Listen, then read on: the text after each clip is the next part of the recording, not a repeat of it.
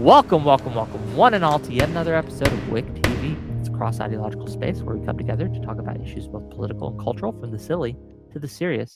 And today we're asking a very simple question. Would Kamala Harris be performing as president better than Trump is currently? We got some great people on to debate that topic, and I'm really excited to have them. I'm going to give the mic first to Mr. Lucas, and then we're just kind of going to go around, and then we'll start the show. Try to keep your opening statements brief, concise, because the meat of the conversation is in the conversation, not in the monologues. Go ahead, Lucas. Start us off. Yeah, what's up, guys? I'm Lucas. I do bodybuilding and TikTok debates. I'm trying to get over to this space. So, yeah, I think there are many reasons Kamala Harris would have performed better than Donald Trump. So many, in fact, that I think even making the comparison is quite silly. I think Trump's corrosiveness to our liberal democracy, whether it be through his divisiveness, attacks on political opponents, silencing of opposition, or his hatred of free and fair elections, is laughably incomparable to Kamala Harris. I don't think Kamala Harris would have called for sitting Congress people to be hanged for their free speech. I don't think she would have celebrated the deaths of political opponents. I don't think she would have pardoned insurrectionists, calling them patriots and saying January 6th was a day of love. I also think Trump's disdain for rule of law is another massive reason Kamala has the advantage there. I don't think we would have seen the massive constitutional violations that we see under Trump, like the First Amendment and due process. And I think there's a lot of other things too, like corruption. I don't like his foreign policy. I think pretending that they're comparable is unserious, and I'm interested to see how my opponents are going to justify that view. Well, thank you for being here. Really appreciate you. Rinald, I know you're a little bit of a last-minute guy, so I understand. But do you have anything for us as an opening statement? I just think that I think Harris is better. Trump is bad. Trump seems pretty evil. I feel like I have an interest in having a Kamala Harris presidency because I liked Biden's time better. It feels like the fabric of the country is kind of deteriorating under Trump because of Donald Trump's actions. That's all. Well, thank you for being here. Sean, potentially criminal Sean, give us your opening statement, sir, and introduce it also to my audience. Tell people who you are, right? It's your first time. Sure. So my name's Sean, also known as potentially criminal. I'm an attorney out in Ohio. Yes, the most wonderful and bestest state in America. I'm kind of like Reynold. I was a little late today because I was taking care of stuff, so I'm here a little late. Obviously, probably about as short as his. Obviously, though, I think Trump's doing better than Kamala Harris would have done, and I look forward to explaining that a little more in depth as we get going here. So my apologies, I didn't have really time to prepare. You're all good, man. Yeah. That's a perfect one of those concise statement. I appreciate it. Let's go with Ryan. Last but certainly not least. Go ahead. I'm Ryan Mullally. I host Natural Law with Ryan Mullally, and I'm an attorney, and I've litigated at every level of the U.S. judicial system, including the U.S. Supreme Court. And I was delighted when WIC proposed this topic. I snapped it up as soon as I saw it. And the reason I did is that it asks a really fundamental question that I think no one or very few people actually talk about, which is that a lot of people like to spend a lot of time talking about their least favorite things about Trump. Whatever Trump did, whatever problems they have with him, people talk about that endlessly. But there's very little examination of what the criticisms of the Biden administration and by extension, the Harris presidency were, and why people were disquieted by this, why it was a massive turnoff for the voter base, and what were the concerns that people had. And that largely goes unaddressed in these spaces. So just so, like, I don't want to monologue too much, but to give a non-exhaustive list of potential issues that I would love to hear my friends on the left discuss about why Harris would be better. Biden has an atrocious record on judicial appointments. Biden has had an atrocious record on foreign policy. There were serious concerns that under the Biden administration that racism, bigotry were going to be enacted into law and given legal protection and legal mandate, and then be binding on other parts of the country. Not only was this happening, it was a trend that was then being mimicked by state governments and mimicked by corporations and public life. Free speech is probably going to come up. I'm not a fan of Trump on free speech, and I'm going to be happy to join you in criticizing him there. But Biden was terrible on free speech. unbelievably bad on free speech, to the point where there was a culture in the country at the time where if you were a conservative, you didn't want to speak publicly for fear of losing your job. And that's not even talking about the actual policies yet.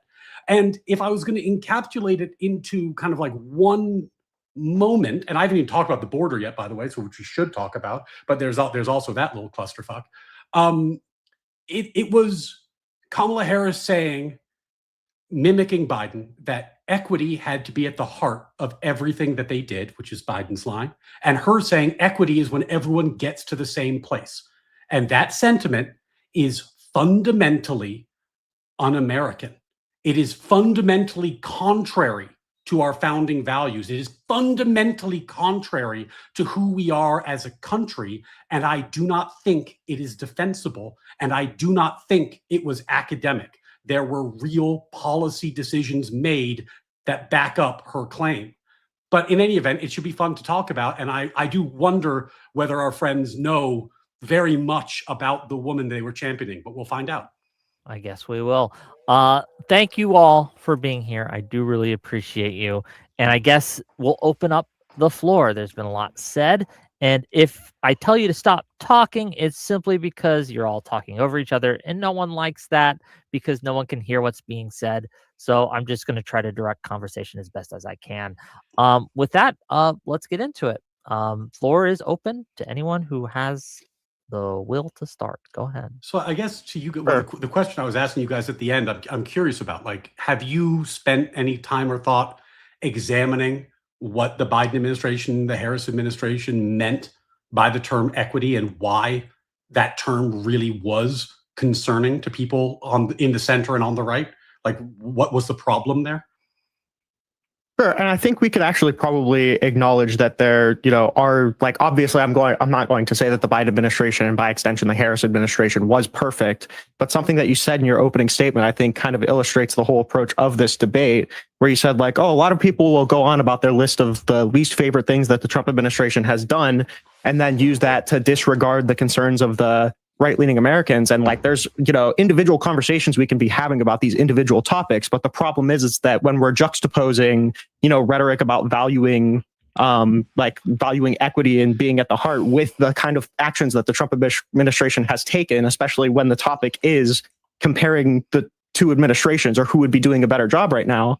I feel like that's kind of the biggest problem, right? Like, the idea that we're comparing these two things, I think, speaks to the problem with the right, is that it feels like we're kind of disregarding the concerns on the left on the grounds that you guys just have concerns. Would it be helpful if I gave you policy to look at rather than rhetoric? Would that alleviate your concern?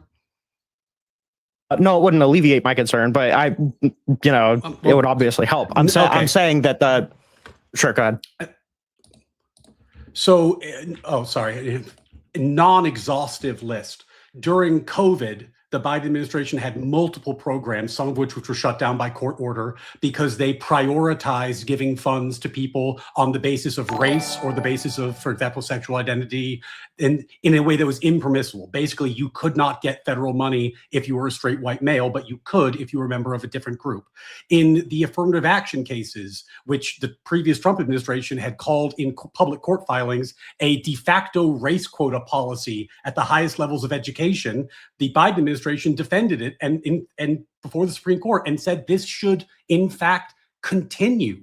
There were multiple instances where the administration created policies where you could only get federal money as a contractor if you had a diversity report, a diversity metric, i.e. you could show that you had enough diversity in your hiring. They were pushing ESG and a number of other policies that had indirect effects. But one of my favorites was that on NASDAQ, where every Fortune 500 company is listed, they pushed a rule through the SEC that required that you have a diversity quota on the board of directors. So they were going to enforce by law a quota about non-straight white males being on the board of directors of every Fortune 500 company in the country. So this is not like an empty rhetorical thing. They were creating policy that was being enshrined in law that was specifically racist and bigoted. And this does not strike me as a hand-wavy type concern. That strikes me as a fundamentally un-American value. So if that's helpful, you could chew into any of those examples. I guess like if we're framing this like a civil rights issue, my question would be like, who do we think felt reasonably more persecuted under an administration? Do you think it would be like white people under a Biden or Harris administration, or like a brown person or an immigrant under the Trump administration who is consistently like getting their rights violated, like left and right, getting sent to torture prisons without due process, having federal agents like busting into their homes without judicial warrants, being sent to detention centers with like horrific conditions, not being allowed to contact their lawyers.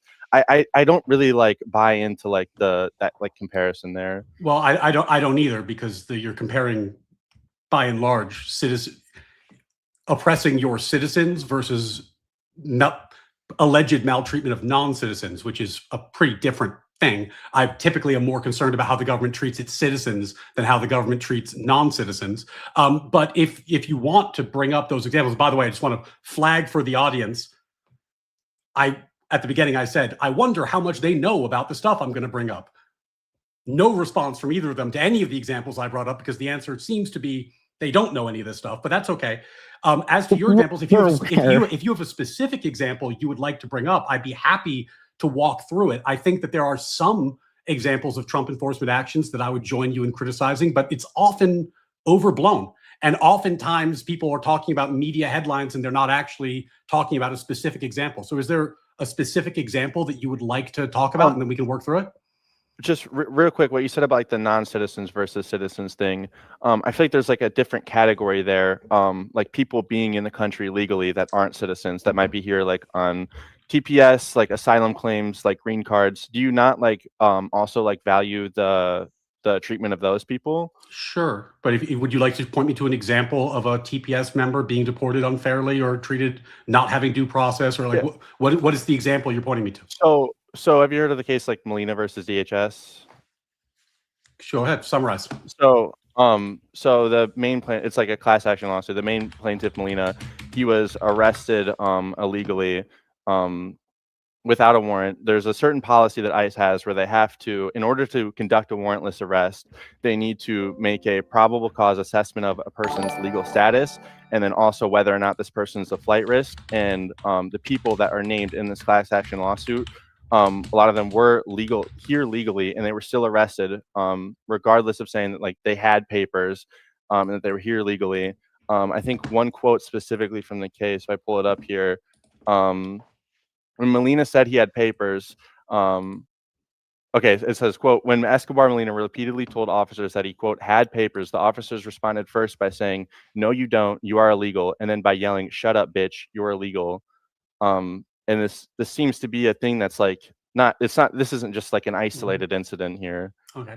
I'd also like to piggyback real quick, just to say, like, I understand this dichotomy between how we treat our citizens and how we treat non-citizens, but I feel like something that we're leaving out is the degree to the maltreatment that we're seeing, right? So like the facial unconstitutionality of like picking somebody up despite them having papers, claiming that they didn't have papers, in some cases, like sending them out to foreign prisons in countries that they don't even belong to, right? Like this kind of treatment that we're seeing of immigrant populations compared to like a white guy missing an opportunity to be hired, in the most charitable framing of what you just presented. I just like facially, I just don't see the comparison at all in terms of like the kind of maltreatment that we're seeing under the, juxtaposing the two administrations. Okay, well, I want to stick to the example because I asked for one, and Sure. Sean, and probably Sean, I don't want to talk over you. Feel free to jump in, whatever. But the thing about throw blows sometimes, but go ahead, Sean, if you want to. No. I was going to let Ryan. The thing about a case like Molina that I want to ask is, like, for example, I've been wrongfully detained by the police before.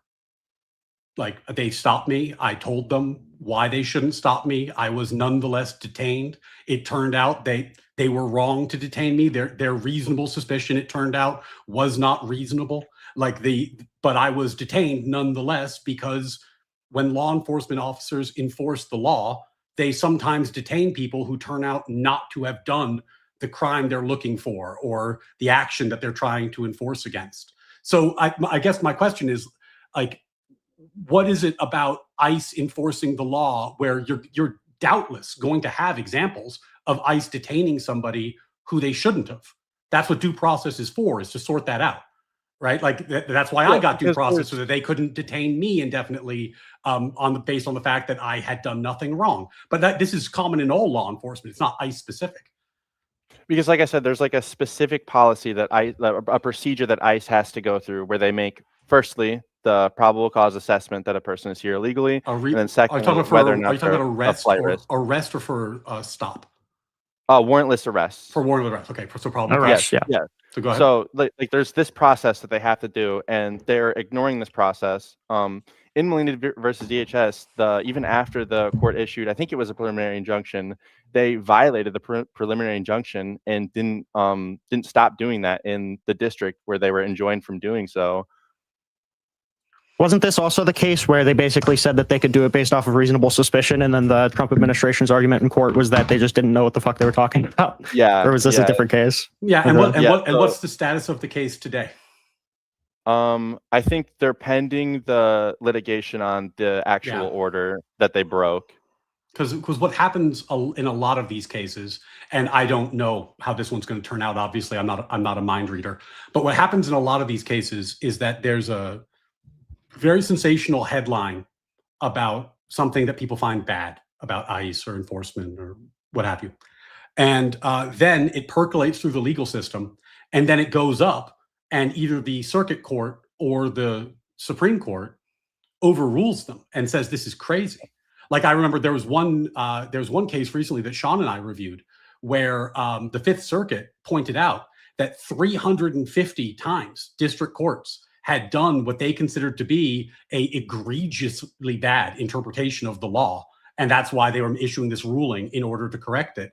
So often, I'm not saying that's going to happen here. I don't know the details of this case particularly, I guess what I'm saying is I'm hesitant to infer from your description that there's some long-standing illegality when we don't know how the litigation's played out yet. Okay, I want to let Lucas and Ryan respond to that, but I want to get Sean in here a little bit, right? Yeah, I want to see what he has to say. But I want to give Lucas, just before you do that though, I want to give Lucas and Ryan a chance to respond to that, and then we can get Sean in here, please.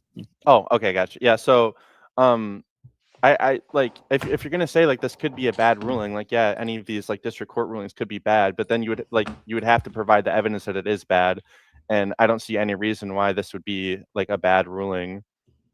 Also, just to be clear, like the information provided, I feel like is enough for us to at least colloquially make a determination of like ill intent by the Trump administration, right? When you have Greg Bovino coming out and saying that we don't need probable cause to make an arrest, we need reasonable suspicion. And then when they walk back all of those claims in court, I mean, like that alone is pretty bad. I would be cautious with stuff like that. Like you bring up Bovino. How did you feel about when the district court ordered Bovino come in and give status reports in Chicago every day because they were so worried about what ICE was doing? A district court ordered that he come in every day and give the court in person a report.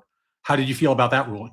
I feel like that's not. I asked a specific question, right? Like when we're talking about the merits of this case, stopping warrantless arrests, and he says that we don't need to use probable cause for arrest. We can use reasonable suspicion. Yes, and then the lower court will make a ruling on it, and they'll say this is either right or wrong. And I'm asking you, like, there's another case. We can't make a claim on that. Well, I'm asking you about this another case involving Bovino because I'm trying to see what your sense is about the court taking a remedy, like saying the director, or I forgot his title, but he had to come in every day and give a status report. Do you think that was a thing the court was right to have done?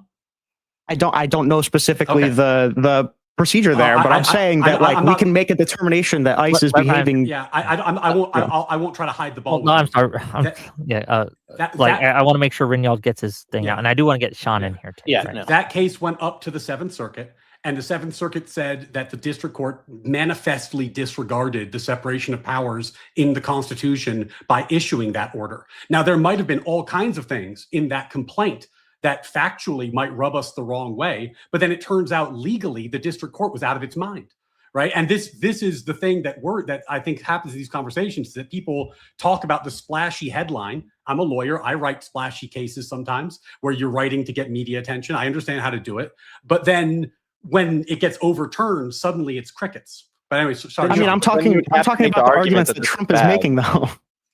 Okay, I think we've gone over that. Sean, I want you to get in here. I want you to. No, fair enough. No, I understand what you're saying with Trump or Bovino.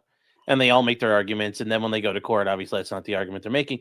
Yeah, is that a good luck? Well, no, but also I think I have to routinely say this. Well, Trump said this, Trump said that. Yeah, Trump's a big fucking retard. Oh, sorry. Well, are we allowed to say? You can say Right. big fucking Okay. retard all you want. Okay. Okay. He is at times. True. I don't like, most politicians are at the end of the day in one form or other. I'm not too worried about that. Like Bavino. Well, yeah, Bavino, he got dealt with and he's gone now. But yeah, there are some times where it's not been perfect. I think Ryan and I have talked about it. There's ways they've handled immigration. Yeah, I'm not 100% happy with, but overall, I think they are doing a very effective and legal methods of immigration as they proceed. Yeah, this case is like, and also, it's like and also, hold on. Yeah, remember- this one does bad. If they are doing it, the court says bad, and everybody agrees on it's bad. On its face, does it sound bad? Sure. I don't know the nuts and bolts of that one. Could there be more to it? Maybe. But yeah, I would agree. On its face, if they're just kind of like off the back of a napkin doing stuff, yeah, I can understand and agree that that's not right. But Okay. also, Just is before there's a lot of people who want to talk, and I want to get the order established. Lucas, Ryan, Rinald, then Sean. Lucas, Okay. Ryan, Rinald, Sean. Go. There we go. Yeah, like this is why I get like kind of frustrated sometimes with these things, because you can be like, oh, well, Trump's just a retard. He does things that like aren't the best policy sometimes. But like with like the AEA, like sending innocent people to torture prisons in El Salvador without like an ability to challenge that, I wouldn't brush off as just like a minor mistake in his immigration policy. I would argue that's like extremely malicious and bad. Well, I'm not saying that's a mistake. I'm not putting that in that same category. You don't think the I mean, CCAT up deportations were a until that mistake? point, like you do something, and whether or not you can do it, is it legal or not? Do I agree with the Supreme Court? Yes, they should have the right to challenge their alien designation. Yeah, and how do you challenge that? At a hearing. And then the next subsequent thing of, well, we'll give them like 5 minutes notice. And the Supreme Court had to come back and say, no, they need more notice than that. They need more time to prepare. They have a right to challenge it. Sure, that got challenged, and these people are allowed to challenge these things now. Wait, so do you agree that CCAT wasn't? You said CCAT wasn't a mistake? You were talking about the Alien but Enemies Act. you were lumping in the idea of, Yeah. Trump says a bunch of things. He's a big dumb retard. Like, no, like they sent them there. That wasn't like, oh, we're going to spin the globe. Yeah. Like, no, they sent them there. But No, we're getting a little I'm not bit. saying- One thing that's getting lost here, by the way, is that ultimately this is not a question of does Trump do bad things sometimes and good things sometimes. This is would Harris have been better? So let's just grant that some of the stuff Trump does in the immigration context is too much, goes too far, has problems that you've raised. Let's grant that that's true for the sake of argument. Biden, on the other hand, just didn't enforce the border at all. He just let everybody in. So I guess the question I'm asking you is, do you prefer to live in a world where the border is just not enforced over one where it's enforced and sometimes over-enforced? I mean, you can make an argument that he didn't enforce the border to like an ideal extent, but the idea that Joe Biden took no action on the border, I just don't think is true at all. Like he signed that executive order that was getting stopped in the courts about like trying to funnel asylum seeking just to official ports of entry. He was still doing Title 42 removals. So like he was certainly doing actions. And I feel like we kind of lose a lot of the nuance whenever we boil this down to like, oh, Trump did a bad thing once. Well, not only was it a bad thing, it was like sending people to the tune of hundreds to a foreign country where they're not from. So to a place where we had information telling us that they would be tortured there. They never had an ability to challenge the merits on which they were deported. Like, I feel like boiling that down to, oh, Trump does a bad thing every once in a while. I feel like first of all, they did have the right to challenge the merits. That's how the Supreme Court cases that Sean was just explaining to you happened. If they never had their day in court, it would never have gotten to the Supreme Court. So that's just factually untrue. Well, just to be clear, he didn't file that. It was the ACLU. You just went on a rant. I'm going to have to respond to the 100 things you already said. So now let me do that before you pile on more things I have to respond for. So obviously the people did have a day in court. Second, the idea that Biden was doing things on the border is ridiculous. The New York Post reported that he was told by his own administration that his policies would cause chaos and mass migration at the border, and he did nothing to stop it, which is exactly what he did. He was told this would happen. A memo was sent to him, and he did it anyway. So the idea that this is just like, nothing and we should just walk it off is funny because you're engaging in the exact same behavior that you're projecting onto me, which is, oh yeah, Biden let in untold millions of people. Who knows? No big deal. Let's talk about Trump again. But the problem is ultimately you are going to have to make a comparison between these two people. And on immigration, I don't think that's a tough comparison to make. Trump wins every time. We got to let Reynald respond to that. Go ahead. Yeah, so you said that they had their day in court. You acknowledge that this person didn't get his day in court because he had an opportunity to talk to any of his lawyers or any of this. It was filed on behalf of a third party. Who is this person? JGG, the person who had the namesake of the class action against the Alien Enemies Act. Is that the one that went to the U.S. Supreme Court? Yes. Yeah. Okay, so how did it get to the U.S. Supreme Court without him getting his day in court?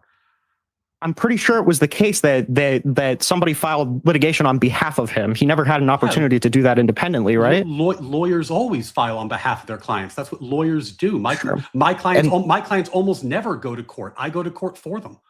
Well, there was never any interaction between this person and their lawyer, and there had already been like 3 planes shipped off to CCOT prior to this action even beginning litigation, because ICE never gave these people the ability to talk to any of their lawyers, right? So this idea, but this is just because it went to court. Hold on, Ryan. You got to let him respond without interrupting. Go ahead, Ryan. This is what Sean was just explaining to you. Hold on, you got to let Reynald finish before you interrupt. I promise. I mean, the idea that this just substantiates due process isn't upheld by the Supreme Court. The Supreme Court shot him down, and the idea that like just because a case ended up being brought, that somehow disregards the amount of people that were already sent to the place that we knew they would be tortured. This is absurd. So now you can respond. Your argument is, and I take the point that they should have had more due process in the first instance, and I actually agree with you. I think the Supreme Court got that right. But the way that the system works is the executive takes an action, then there's litigation. It goes up to the Supreme Court. As Sean explained to you, the Supreme Court ruled against Trump in those instances, and then the policy changed. So, like when you're saying he doesn't get his day in court, yeah, I would agree with you. It would have been better if he got his day in court in advance, but he got his day in court eventually. So I'm not sure. After he got shipped off to a torture prison. Yeah. So you gotta let him. You gotta let Ryan. But the question then becomes the same one I asked earlier, and again, no interaction on this point. Are you more comfortable with just having no enforcement on the border versus having border enforcement with, yes, I'll grant you some over enforcement and some overzealous enforcement? So second time, how can you possibly say that Trump is worse on the border when Biden didn't even enforce the border? Because I'm rejecting the precedent or the premise in that question that Biden didn't enforce the border. I mean, I acknowledge that you said that there was a memo from his administration saying that he wasn't doing it ideally, but like you do understand or you do agree that Title 42 removals were happening under Biden, right?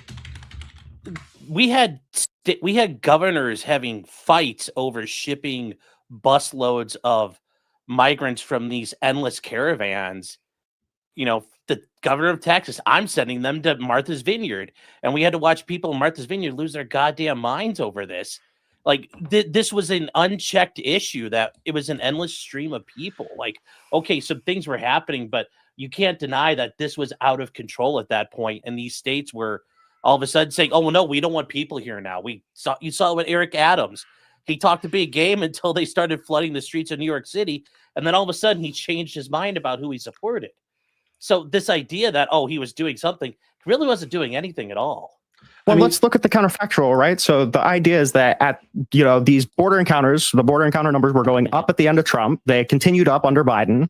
And then at the end of Biden's term, they ended up falling back down. I have no reason to believe that if we elected Harris, that the trend wouldn't have continued, right? This idea that Donald Trump is better because there was an influx under Biden. And also, I noticed there was no answer there. There were Title 42 removals happening under Biden. There were immigration efforts happening under Biden, right? He did some removals, but it was like... Yeah, I did a handful of removals, but he let like 1 million people in. Yeah. Like, okay, he removed a couple people. Great. I was being slightly hyperbolic. Enforcing the border. If I'm not taking the position that there was literally no enforcement at any point ever in the 4-year period. But the point I'm making is that the crossings under Biden were in the millions. They were in the millions per year. Under Trump, it's millions per year. A tiny fraction of that. Yes. Where are you getting the millions per year number? Google it. Like, look it up. Like, is there? I think you're citing encounters. Do you remember the migrant caravans? Like, do you remember Texas trying to set up barbed wire because they were so concerned that the Biden administration wasn't doing anything about it? And then I guess more importantly, you mentioned that the numbers went down at the end of the Biden administration. Why? Why did they go down?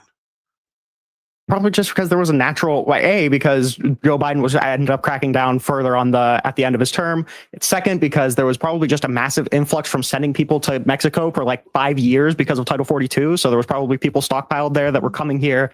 A lot of the encounter numbers were overinflated because we would send somebody back, they would come back, and then we would send somebody back, and that's like 3 encounters. So encounter numbers are just a bad way to measure it. I mean, it's a billion different reasons to act it's because of anything else. Why didn't he crack down earlier? Why did he wait till the very end of his presidency to crack down?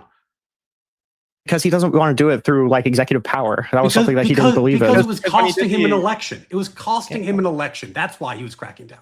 I want That's possible too. Just real quick. I want to get Lucas in here. Make sure Lucas. I was just going to mention because in 2024 that's when he used executive power to do like the asylum ban or whatever.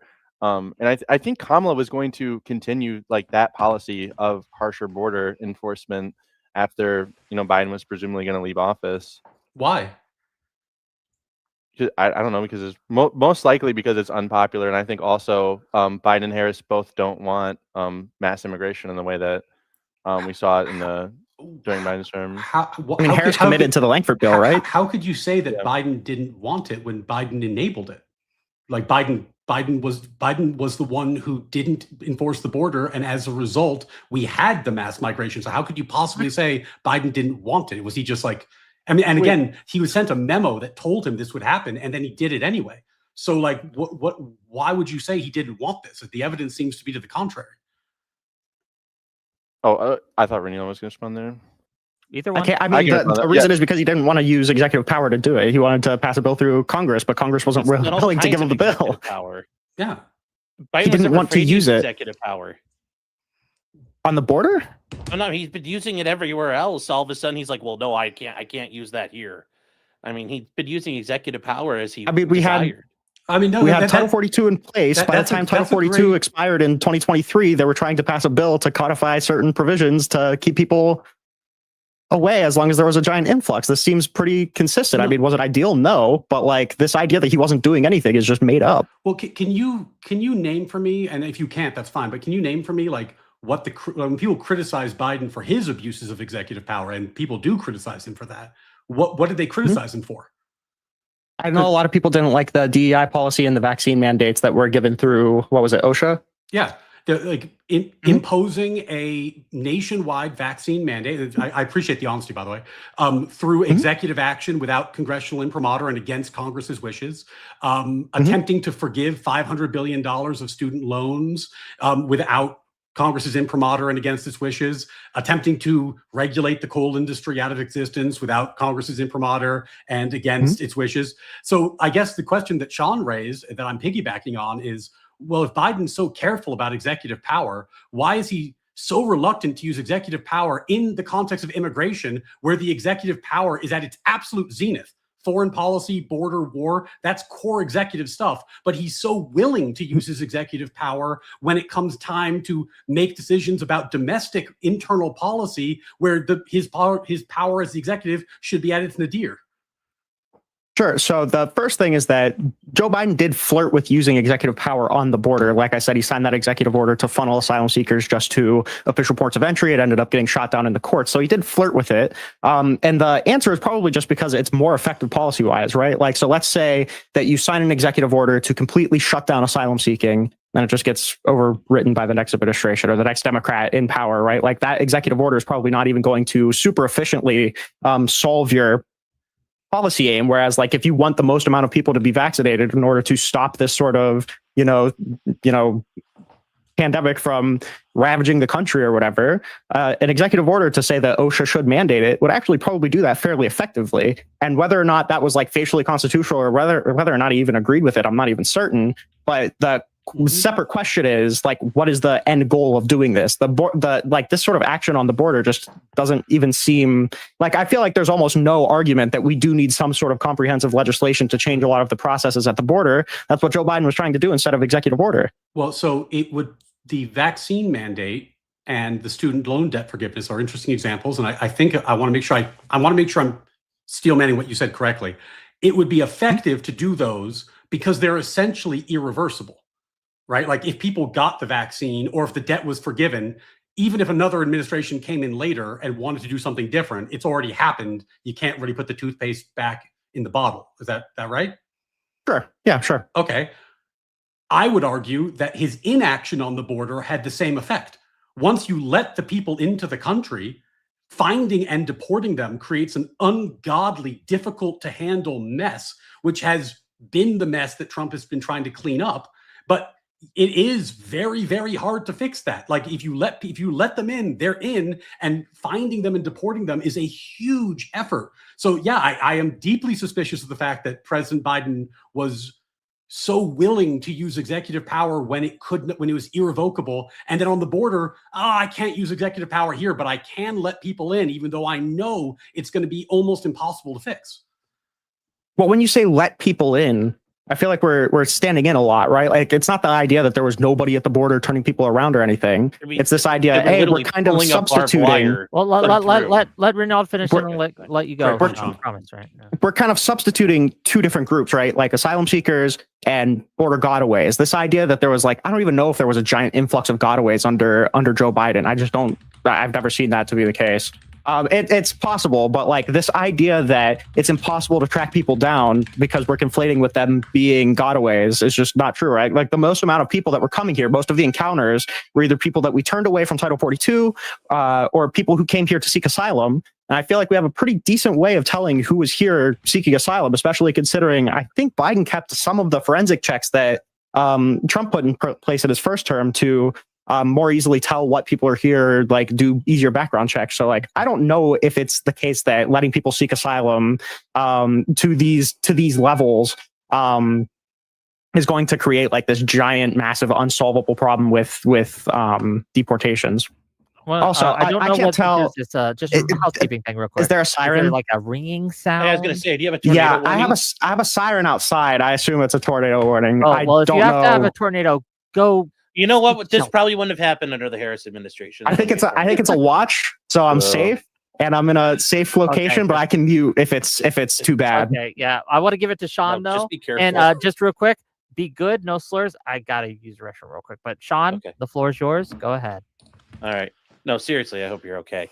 But there were things where, we had Texas was like, okay, well, if you're not going to do anything, we're going to put barbed wire on the border because we're on the border. And then what happens?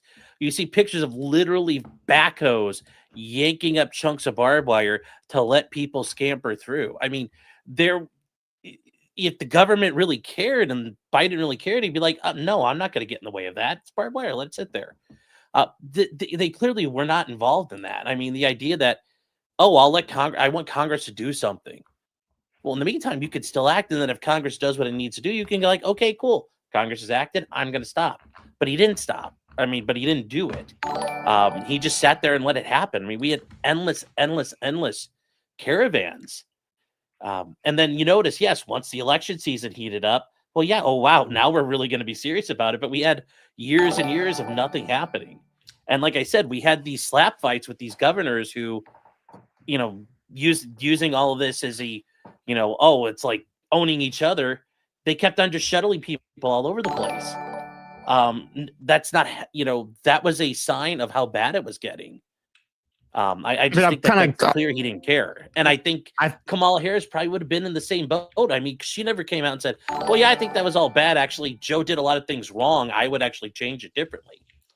Well, I mean, Harris did commit to signing that bill if it was put on her desk, right? Yeah, and like, I feel like there's a burden shift happening right now as well, where like, if you didn't want to put barbed wire on the border, that means you weren't enforcing the border. I'm expecting that. Where did all the caravans up go? The fence to let people through, it seems like you don't care.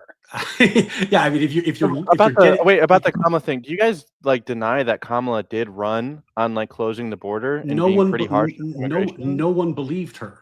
No one believed her about almost anything.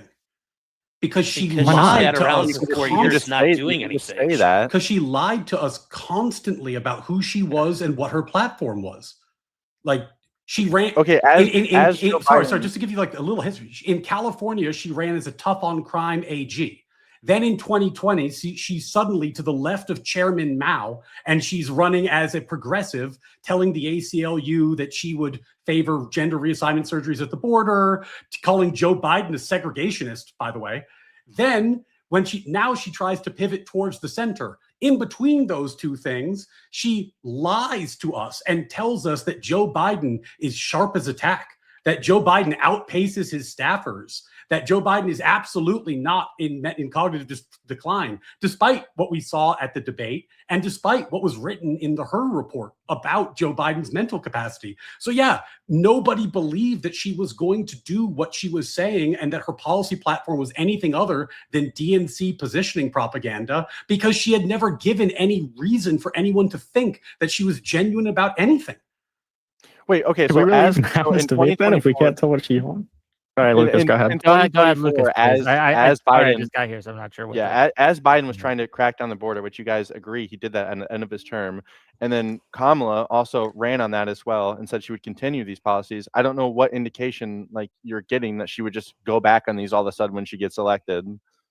Well, because Biden did it on purpose. He opened the border on purpose. He was told not to do it, and he did it on purpose. Then there was a political calculation where they're trying to win an election, so they're trying to position themselves to win an election. But the question is, how do you think she would govern? And she had a major role in the border process under the Biden administration. We saw what the outcome was. I don't believe her personally. So why would I give her the benefit of the doubt when she tells me that she's going to do something that the previous administration could have done at any time, didn't, and now suddenly we're supposed to say, "Oh yes, good.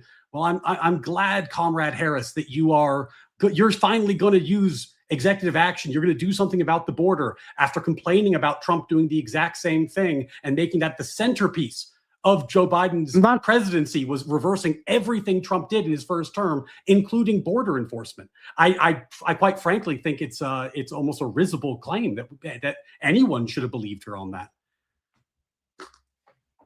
I mean, I don't even know what the point of coming to a Kamala Harris versus Donald Trump debate is if we're just not going to even look at what Kamala Harris was saying that she was going to do. If we're just going to disregard everything that Kamala Harris ran on as not believable, then I don't even know how we can have this debate. If we could demonstrate she's a liar, then yeah, we could say like, I can demonstrate Trump's a liar too. That doesn't mean that I'm not going to believe his policies. So then by your logic, since Trump said you can't trust anything Trump says, well, I can't trust anything Harris says. What do we do? Sit here in silence the rest of the time? Like, I guess if we can't concede to policy that Kamala Harris said she would pass, I mean, like, if we can't take the word of what she said she was going to pass, I don't know why we would come to even evaluate who would be a better candidate, because it's like a grand mystery. Trump said, wait, this is ridiculous. This is ridiculous. Trump said the conflict in Iran is going to end in like 6 weeks. Do you think it will? You believe him because he said it? One more time. Trump said the conflict in Iran is going to wrap up every day because they gave him very valuable gifts worth millions of dollars. Do you believe him when he said that?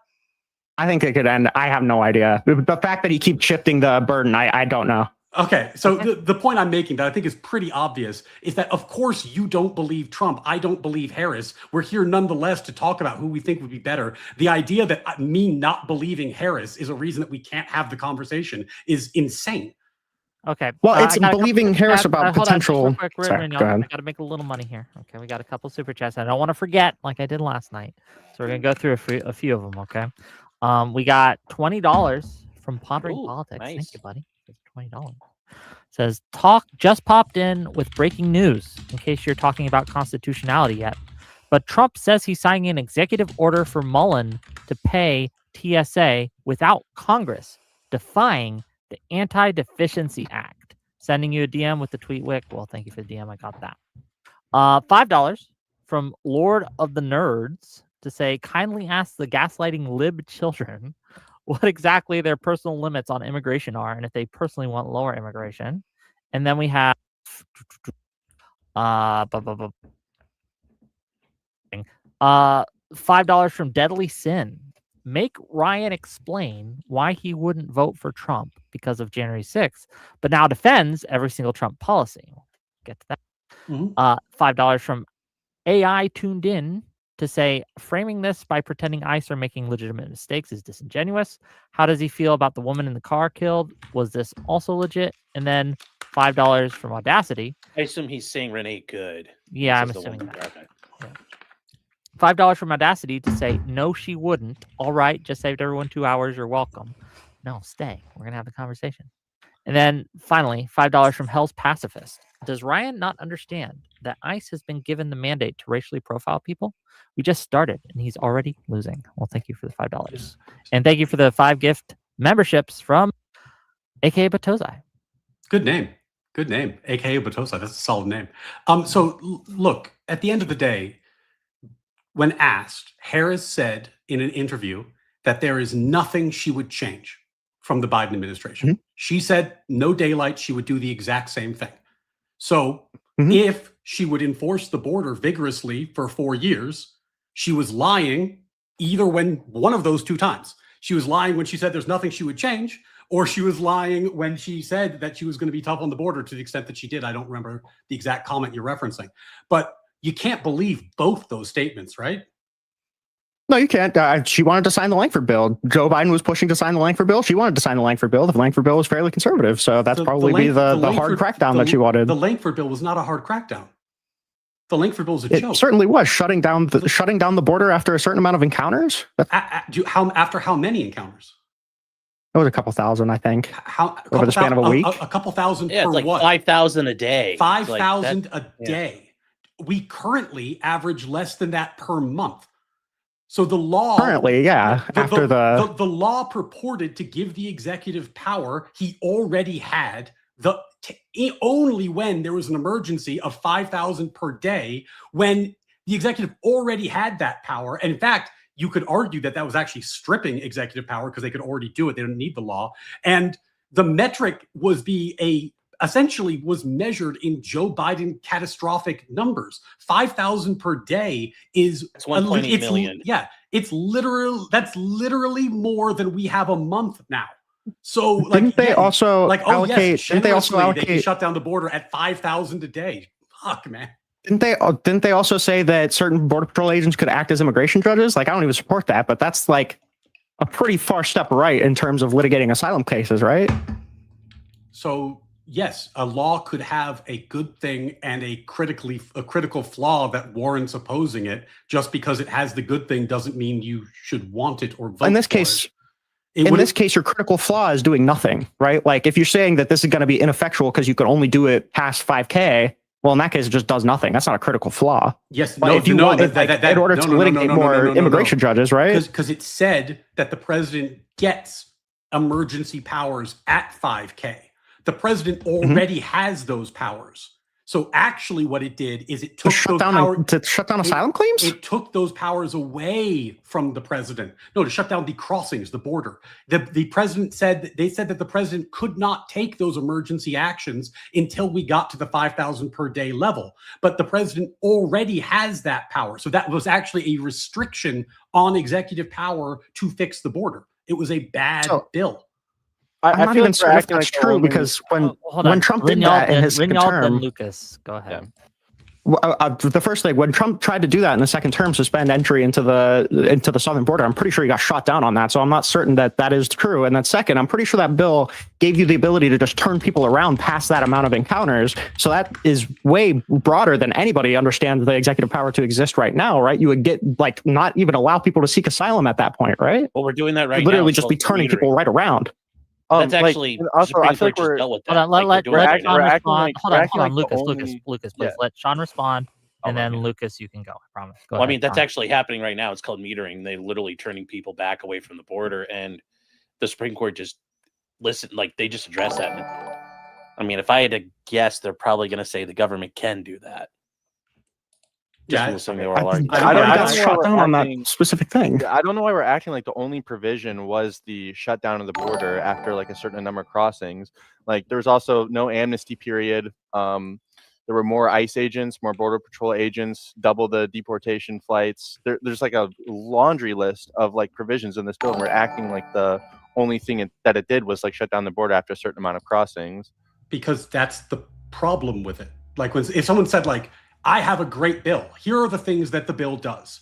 It gives a lot of money to teachers. It lowers your taxes. And it creates a residence for Al-Qaeda in the country that is a no-fly zone where police are not a go and they can just build a base. And you're like, well, don't you want the money for the teachers? Like, yeah, a bill can have things I like and things I don't like. And the fact I'm focusing on the reason why it was a bad bill, because it's the reason why it was a bad bill. That's not a Wait, so how thing. does this one provision in the bill about shutting down the border at like after a certain amount of thousand like negate like all the other provisions? Because you have to because you got the 5,000 per day. That's the problem. You got the 5,000 per day that are already coming in before the emergency powers kick in. Sure, but like I said, there's still there's more ICE agents, there's more Border Patrol agents. We have more ICE agents now. But there's I know, but why do we need to let in 5,000 people? Why can't we just have good? more ICE agents? Yeah, why? It's also Like, encounters. why do we by the have to do way. this one really shitty thing? Admissions, it's encounters. So this is Sean just asked the $1 million question. Like, why do we have to get to 5,000? Why include that at all? Why is that necessary? Because you probably don't want the president to shut down the border for nothing, right? So you agree that this bill was taking the power from because you earlier told me this was not limiting executive power. So this clearly was limiting executive power, right? Because I'm rejecting that the president could just shut the border down for nothing. Okay, so you don't Donald think Trump got stopped on doing that. you don't. Okay, so but earlier you had said that you thought that this was not restricting executive power. Now you're saying it is restricting executive power and it's a good thing. I'm just pointing out. No, that I'm you're saying that the how your executive never position is had that evolving. power. I'm saying that executive power didn't exist. He doesn't have the power to just shut the border down for nothing. Okay, so in summary, if we're going to move to the conversation, we have Biden's record. We have a bill that the audience can figure out whether or not they think these are good reasons to reject or not. But regardless, was clearly a political election ploy. And the question was, who do we think would be better on immigration? And I again, what I'm hearing from you guys is I don't even know. Like, are you? Well, let's just ask it does directly. immigration concern Raise your you? hand. Raise your hand if you think that on the subject of immigration specifically, that Kamala Harris would have been better than Trump. Okay, clearly. Explain why. Yeah, because I generally like immigration. I don't dislike immigration, so that's why evidently I would enjoy Kamala Harris's policy more. Same answer. Under same Trump, we answer have for you, no. Reno? Yeah, I think it's because mass deportations are retarded. And if there's one person that I would explicitly not trust with doing them, it's Donald Trump, right? The idea that we're authorizing ICE to break into private property without a judicial warrant right now on the guise of mass deportations, right? Like the idea that we're justifying, again, people being sent by the hundreds to a foreign torture prison. I feel like we kind of keep bypassing how severe of a fucking thing that is. All like 90% of the really bad action from Donald Trump is like, I would much prefer like increased immigration levels or increased asylum seeking levels than Donald Trump literally permitting the violating of our constitution on the guise of mass deportations. Okay, and same question in reverse, I guess, to Sean and to Ryan. So you don't think that Harris would have been better on immigration specifically? Explain why. Sean, you want to go first or second? I'll go first. I mean, we literally saw the action. I know Biden didn't call her the border czar, but that was kind of the name that. Anyway, she was involved in like whatever it was, trying to address the issues of migration and why it was happening since like 2021. And literally, we get to before the election. Oh shit, we better get this under wraps so we can gain some points in the polls. I mean, it's very clear that's what happened. So I don't buy any of the sincerity of saying, "Oh, well, now I'm really serious." It took us 3 years to figure out. Oh God, that thing we should have done is now time to do it. No, I mean, that's very cynical, and I think it's very clear what was going to happen there, and the idea that I'm really going to enforce this thing and stick on what I promised, literally in the past like 3 months. I mean, I don't think you could trust any politician that does that all of a sudden like that. Fair enough. Right. Just to be clear, I want to make sure that these like little mini closings on the specific issues are brief, right? And so I don't mean to cut you guys off, but I just want to, in the interest of getting to other topics. Well, I think that we actually had the honest answer given earlier, which I think is true. Like, if you are in favor of open borders and don't really think that we should enforce border policy, then yeah, you would prefer Harris and Biden. If you are not that person, you probably would not. And I think that's probably the fairest way to do it.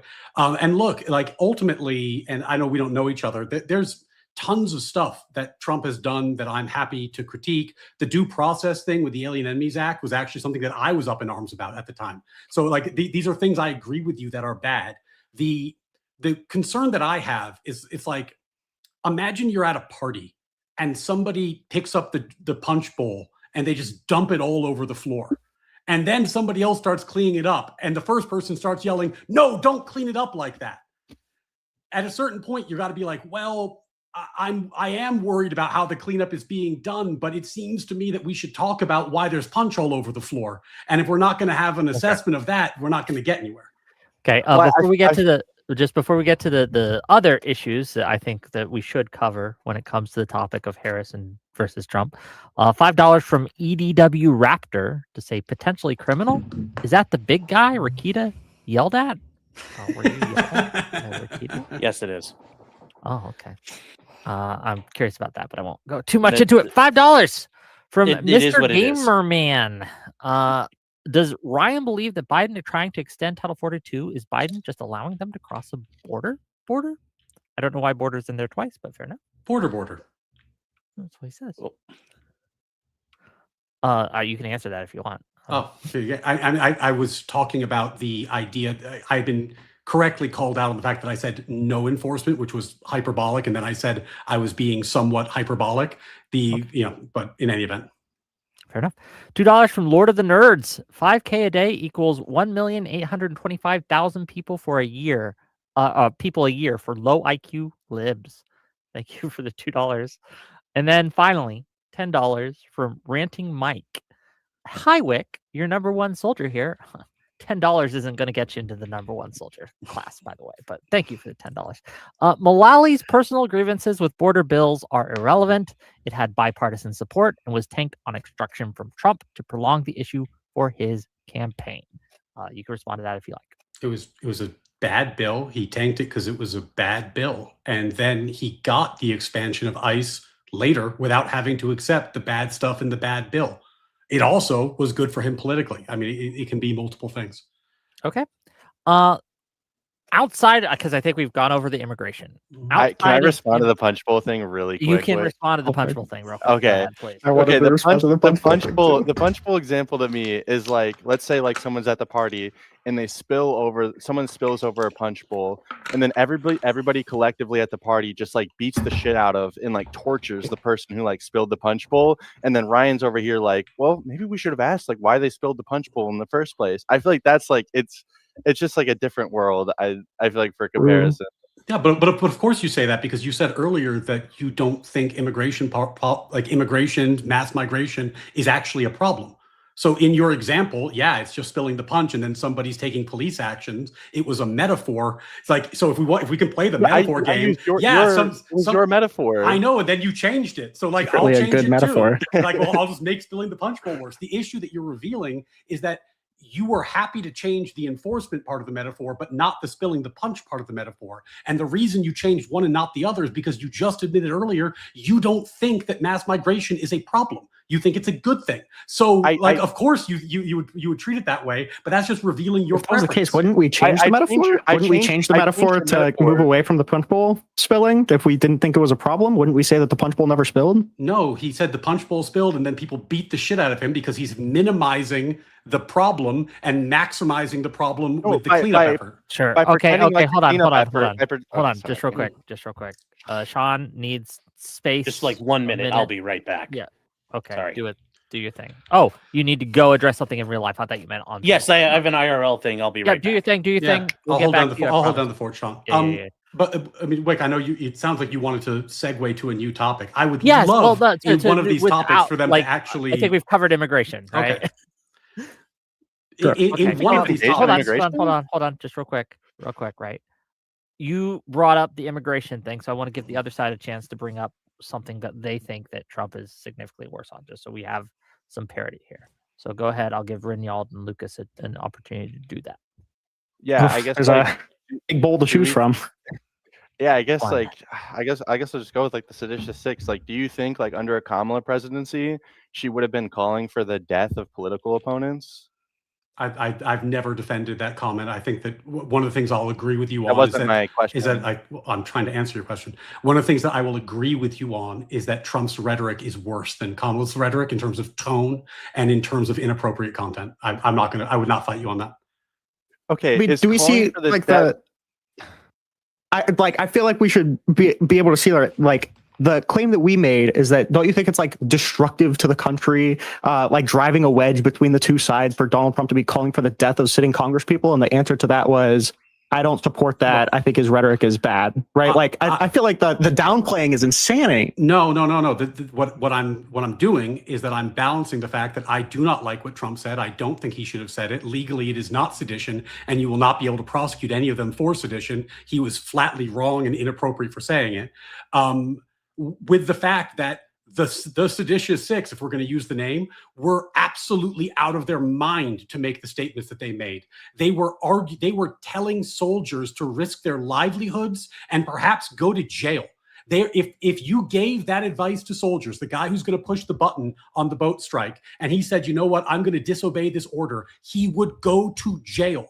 It's a shitty thing that they said. I do not like that Trump said shitty things when calling it out. But the reason that I'm saying there's a little bit more to the story is because what they said was outrageous and was also shitty. Okay, what you're not acknowledging with that is you're saying that like this is just words from Trump, but we saw actual action from this. Like Pete Hegseth tried to reduce Mark Kelly's retirement pay and censure him, and then the DOJ actually tried to indict these people on seditious conspiracy. That's not just words; that's like an actual they have a good argument for reducing his pay for conduct on becoming an officer. It's not. I'm not sure they're going to win, but there's a decent argument for that. But my argument is that it wasn't just words; it was actual action. Because what he was doing as an officer was grossly inappropriate. Was grossly inappropriate to say what he said. And to be clear, like, I understand that he phrased it in a way that is going to avoid the worst liability that could come. If he had said, you should disobey the orders as to the boat strikes, he would have had a very serious amount of consequences coming his way as a officer. He phrased it in a way that was legalistic and careful, and I understand that, and I understand that that's going to benefit him. But what he said was shitty. He was advocating for soldiers to put their lives and livelihoods at risk so that he could score political points. It was a shitty thing to say. Okay, it can be shitty, but the DOJ trying to charge these people for it. You're not acknowledging the second part there, where there was an actual indictment that they tried to secure on these people. Yeah, that's not just seditious conspiracy. Yeah. And it was a bad indictment. I criticized it. I have a show with Rob Noor. You can watch it. I was highly critical of that. Okay. So, like, yes, there are things about Trump I don't. There are things about Trump I don't like. That's just very unsatisfying to like respond to that with just like, oh, I was critical of this, I just don't like it. Like, do you not see this as like seriously corrosive to our democracy when the president is trying to do this to his when I said that Kamala Harris was trying to enact racism into law, what was your response? We talked about the border. Did you take it with particular seriousness? Did that strike you as a real concern, or did you downplay that? I mean, we can do the whataboutism, but I'm just saying, like, you're in a debate. Well, to be fair, this whole panel is which is worse, so it's okay to compare the two. Okay, to be like, whataboutism doesn't really apply here because that's what we're doing. There is a calculus that is made between two things. Maybe you don't find it serious that the Harris-Biden administration was attempting to enact like overt racism and bigotry into law. Maybe that's fine with you. But it was not fine with a lot of people. I disagree with the characterization that this is just like I gave you like a bunch of examples. Which one would you like to talk about? Give me one. Okay. There was a COVID farm relief program where money was given only to Black farmers early on. It was blocked by courts because it was overtly unconstitutional. Would you like to defend that one? Yeah, sure. It's trying to uplift black farmers. I don't see why this is like an overt like racism bigotry thing that you're So framing it if as. if the government treats one group of people, one group of citizens differently, and another group of citizens worse on the basis of race, that's not troubling to you? No, because like black and white people have historically had different conditions in the United States. So like trying to give black people like a hand up, I wouldn't necessarily consider like racism or bigotry. so It's just trying to level the playing field. So I you would disagree with your so characterization. you are okay with the government treating some people differently on the basis of race, as long as they were historically oppressed. If you want to characterize it like that, then sure. Okay. Well, then you can't be surprised that for those of us who disagree with that statement, because I don't think, by the way, that you're out of line. I think that that's the mainstream Democratic view. But for those of us who think that that was racism and that we are concerned by it, could you see how that might influence our votes? That, like, I mean, I actually didn't vote for Trump, but like, do you see how like that might make people be like, God, I really don't want Harris to be in power because I think she's going to enact racism into law, and I am not willing to excuse it in the way that you just did. Does that concern resonate at all? I don't really care about like what influences voters in this conversation. I care about which one of these things is worse. It's much worse to enact racism into law than to say mean things about the seditious six and try to indict them and just fail. To be clear, it's just to be much clear, worse. We're comparing not giving money to certain groups versus indicting. Well, that was also to be clear, we did give money to non-black farmers as well.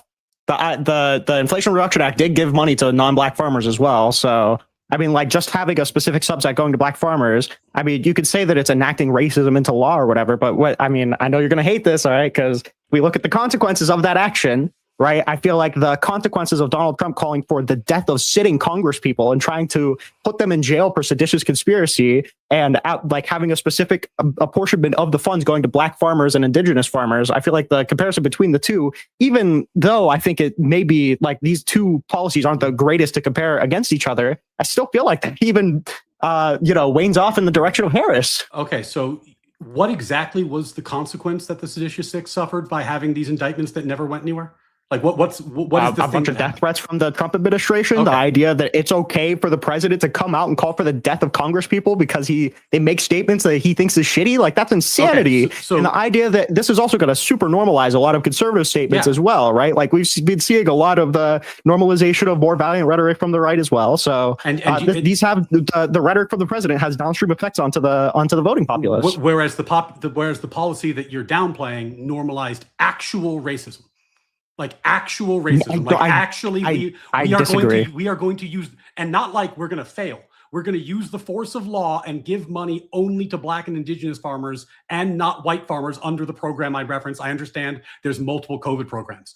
Like you're more concerned about something that didn't happen than something that did. What do you mean I'm more concerned about something that didn't happen? They did try to get the indictment. They failed to get the indictment. No one was indicted. They failed. Go ahead. I had Sean, to step please. away for a second. I'm sorry. Are we talking about the farmers? Or are we talking about the? We're talking about the glowy what congressman. happened I mean, that's is that Lucas brought up the seditious six as something that Trump did that is worse than anything Harris did, and to counter that, Ryan has brought up the this specific COVID era bill that got. That gave money allegedly to only black people, right? As a comparison. Not allegedly. You guys moved so far when I had to go take care of something, so I got a little lost here. Yeah, you're fine. No, that's where we are, just to kind of center everything. The meta point was that I had said that I didn't like that Trump's comment and that I publicly criticized him after making the comments about the seditious six and that I thought the prosecutions were ridiculous and doomed to fail and were a bad idea. And I'd said all that publicly. And then they were saying, well, if you're going to say all that publicly, how is it possible that, you could think that Harris wouldn't be better? And I'm like, well, because there's other stuff There's other stuff. Like we're comparing two broad personalities and political platforms. There's other stuff that she did. And by the way, the COVID farmer example is just one of many. If I was going to list more, there was the affirmative action case before the Supreme Court. There was the attempt to enforce diversity quotas on Fortune 500 companies. There was another COVID program that had the same thing. And then, by the way, when she was on the campaign trail, when she was losing the black male vote, she promised to give forgivable loans only to black men. So it's not like she was like running away from this. She expressly doubled down on it. I just looked this up. There was more money just given in general to regular distressed borrowers for farmers than they were specifically allocated to farmers who had suffered discrimination. So what? Like it was encompassing like not just black farmers. There was just a provision in the funds that went to farmers who had been discriminated against by the USDA. There was a pot of money that was only available to certain people on the basis of their race.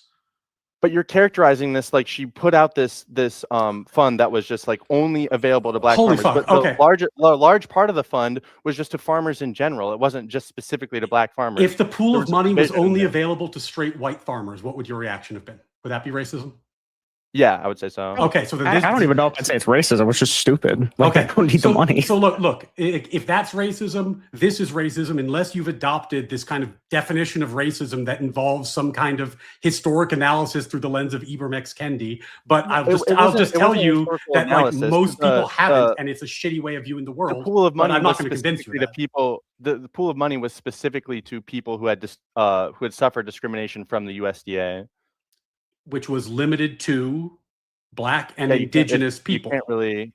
I wouldn't really say that white people would be discriminated against by the USDA. You don't think there's been any white people discriminated against by the government or the FDA at some point? You don't think that exists? Probably at some point. I would assume they would be included in this, though. They were not included in this because it was expressly done on the basis of race. Wait, where is it expressly done on the basis of race? I mean, you want? I don't know the specific bill, so I cannot speak to it. I can't. If we want to, because the provision is specifically for farmers who have suffered discrimination through USDA farm programs. It's not going to be great television, but if we want to, we can pull up the court case where they struck it down as unconstitutional for its racism. If you would like to pull it up. But also, but beyond that it's not like it's an isolated example. Like we had the same thing happen with affirmative action. We had the same thing happen with the NASDAQ companies. And then she promised to do the same thing on the campaign trail. She promised to continue this pattern of behavior. So, we can nitpick the example if you want, but like, this is not isolated. And she said she was going to do it. When did Kamala Harris say that she would continue to do affirmative action despite the Supreme Court ruling against her? That's not what I said. I said that if I'll just double back so you can remember, she said that on the campaign trail, she had a poll that showed losing support amongst black voters, and her next policy proposals included millions of, I think it was like $20,000 million loans. I could be a million, 20,000. I can't remember the exact numbers that were available, fully forgivable, and only available to black people. Okay, but that's different than you saying that she would continue the affirmative action policies that got struck down by the Supreme Court. What I'm saying is that there was a pattern of overt racism and bigotry being enacted into law and given the force and protection of law under the Biden administration. And then Harris on the campaign trail doubled down on it by promising to do a very similar thing. So it seems to me like she would continue doing this thing that I object to were she in power, and that people would be kind of crazy to assume she wouldn't, and even more crazy because I don't think that you are an isolated example. I think most people on the left that I've spoken to think like you and don't find this problematic. And if you don't find it problematic, why on earth would she not do it? Right? Like Go ahead, Reynald, please.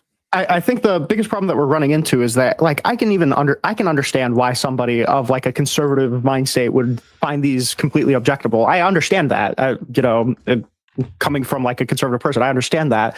The problem I think we're running into is that her doing something objectionable certainly cannot be the burden that we need to meet in order to substantiate the topic of this lab of whether or not she would be better than Donald Trump, right? Like, I can acknowledge that Kamala Harris would have done some problematic things, some things that I find objectionable.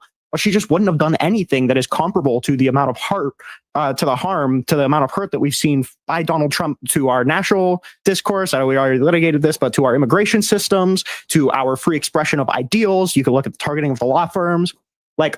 And this is just the scratch of the surface, right? You fucking pardon the J6ers. There was a billion things that we can point to. So I feel like the burden needs to be deeper than I find this problematic. I understand that you find it problematic. I could even say that, in a not so distant world, I would have found it problematic as well. The problem is the level of this is problematic, but this is 100 points problematic. This is 2 points problematic. Okay, let me be more clear. I find it to be unconstitutional, un-American, contrary to our core values. And I am deeply concerned that the left, as a political party, not even the far left, the Democratic Party has normalized the type of institutional racism made popular by Ibram X. Kendi during this time period. I don't think it's a small problem. I think it's an enormous fucking problem. I think that it is not acceptable for the government to act in that way. It is not acceptable for the government to do the things that they were wanting it to do. And the fact that it is only acceptable, as your debate partner has admitted, because it was targeting white people is kind of a shitty excuse. And that seems like a shitty reason to justify a policy that, well, it's fine because we're only discriminating against white people. But then you're going to come back to me and say, I'm so concerned that the Trump administration is discriminating against brown people in the immigration context. It makes you sound like a fucking crazy person. Go ahead. Genuinely, I can meet 90% of Trump's administration's policies with the same amount of rhetoric, with the same amount of conviction, right? The idea that this is fundamentally anti-American.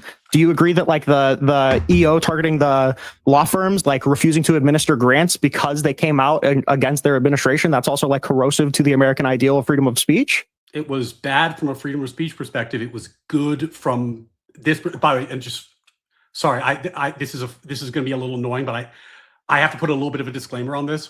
I am a practicing lawyer in New York. There are limits to what I can say about this topic. There were parts of it I really disagreed with. The freedom of speech point, I would grant you, I really disagreed with. The part that I really agreed with is that many of these law firms had overtly discriminatory hiring programs.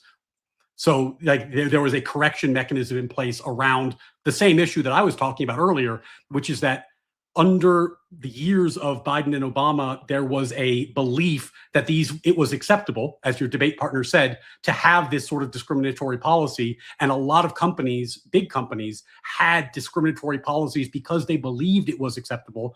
I don't love the way Trump did it, but I do like the fact that he made it clear that if you discriminate against people, even if they're white people, we might do something about it. And that has changed the culture and changed corporate culture. But I do apologize. It's a little bit unfair because I can't get into the weeds. I can't get into the weeds on that topic. Yeah, there's just limits on what I can say.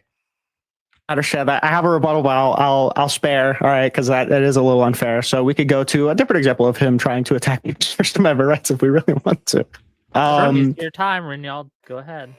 I mean, we could look at him trying to revoke the student visas for people, right? For First Amendment protected speech. That's probably in the same way corrosive, not making people not want to express their First Amendment protected beliefs because they're afraid of the punishment that may come as a result. I don't want to speak for Sean, but we don't know each other, but I've been very critical of Trump on free speech issues. So you're unlikely to get a lot of pushback from me on this. I agree with you that these things are bad. On free speech, though, my point is not that Trump is good on free speech. It's that Biden was also terrible on free speech. So, if we have a choice between two administrations, neither of them are good on this issue. In terms of the rhetoric backing the DEI thing of this is a fundamentally anti-American thing that gives me fundamental pause for supporting this administration. How is this not the same exact standard? Because I have the choice between two administrations that are both terrible on this issue. Okay. So what am I supposed to do? They're both terrible. I just don't think we've ever seen anything even remotely comparable to the specific targeting that the Trump administration has engaged in. Sure we did. They just settled Missouri v. Biden.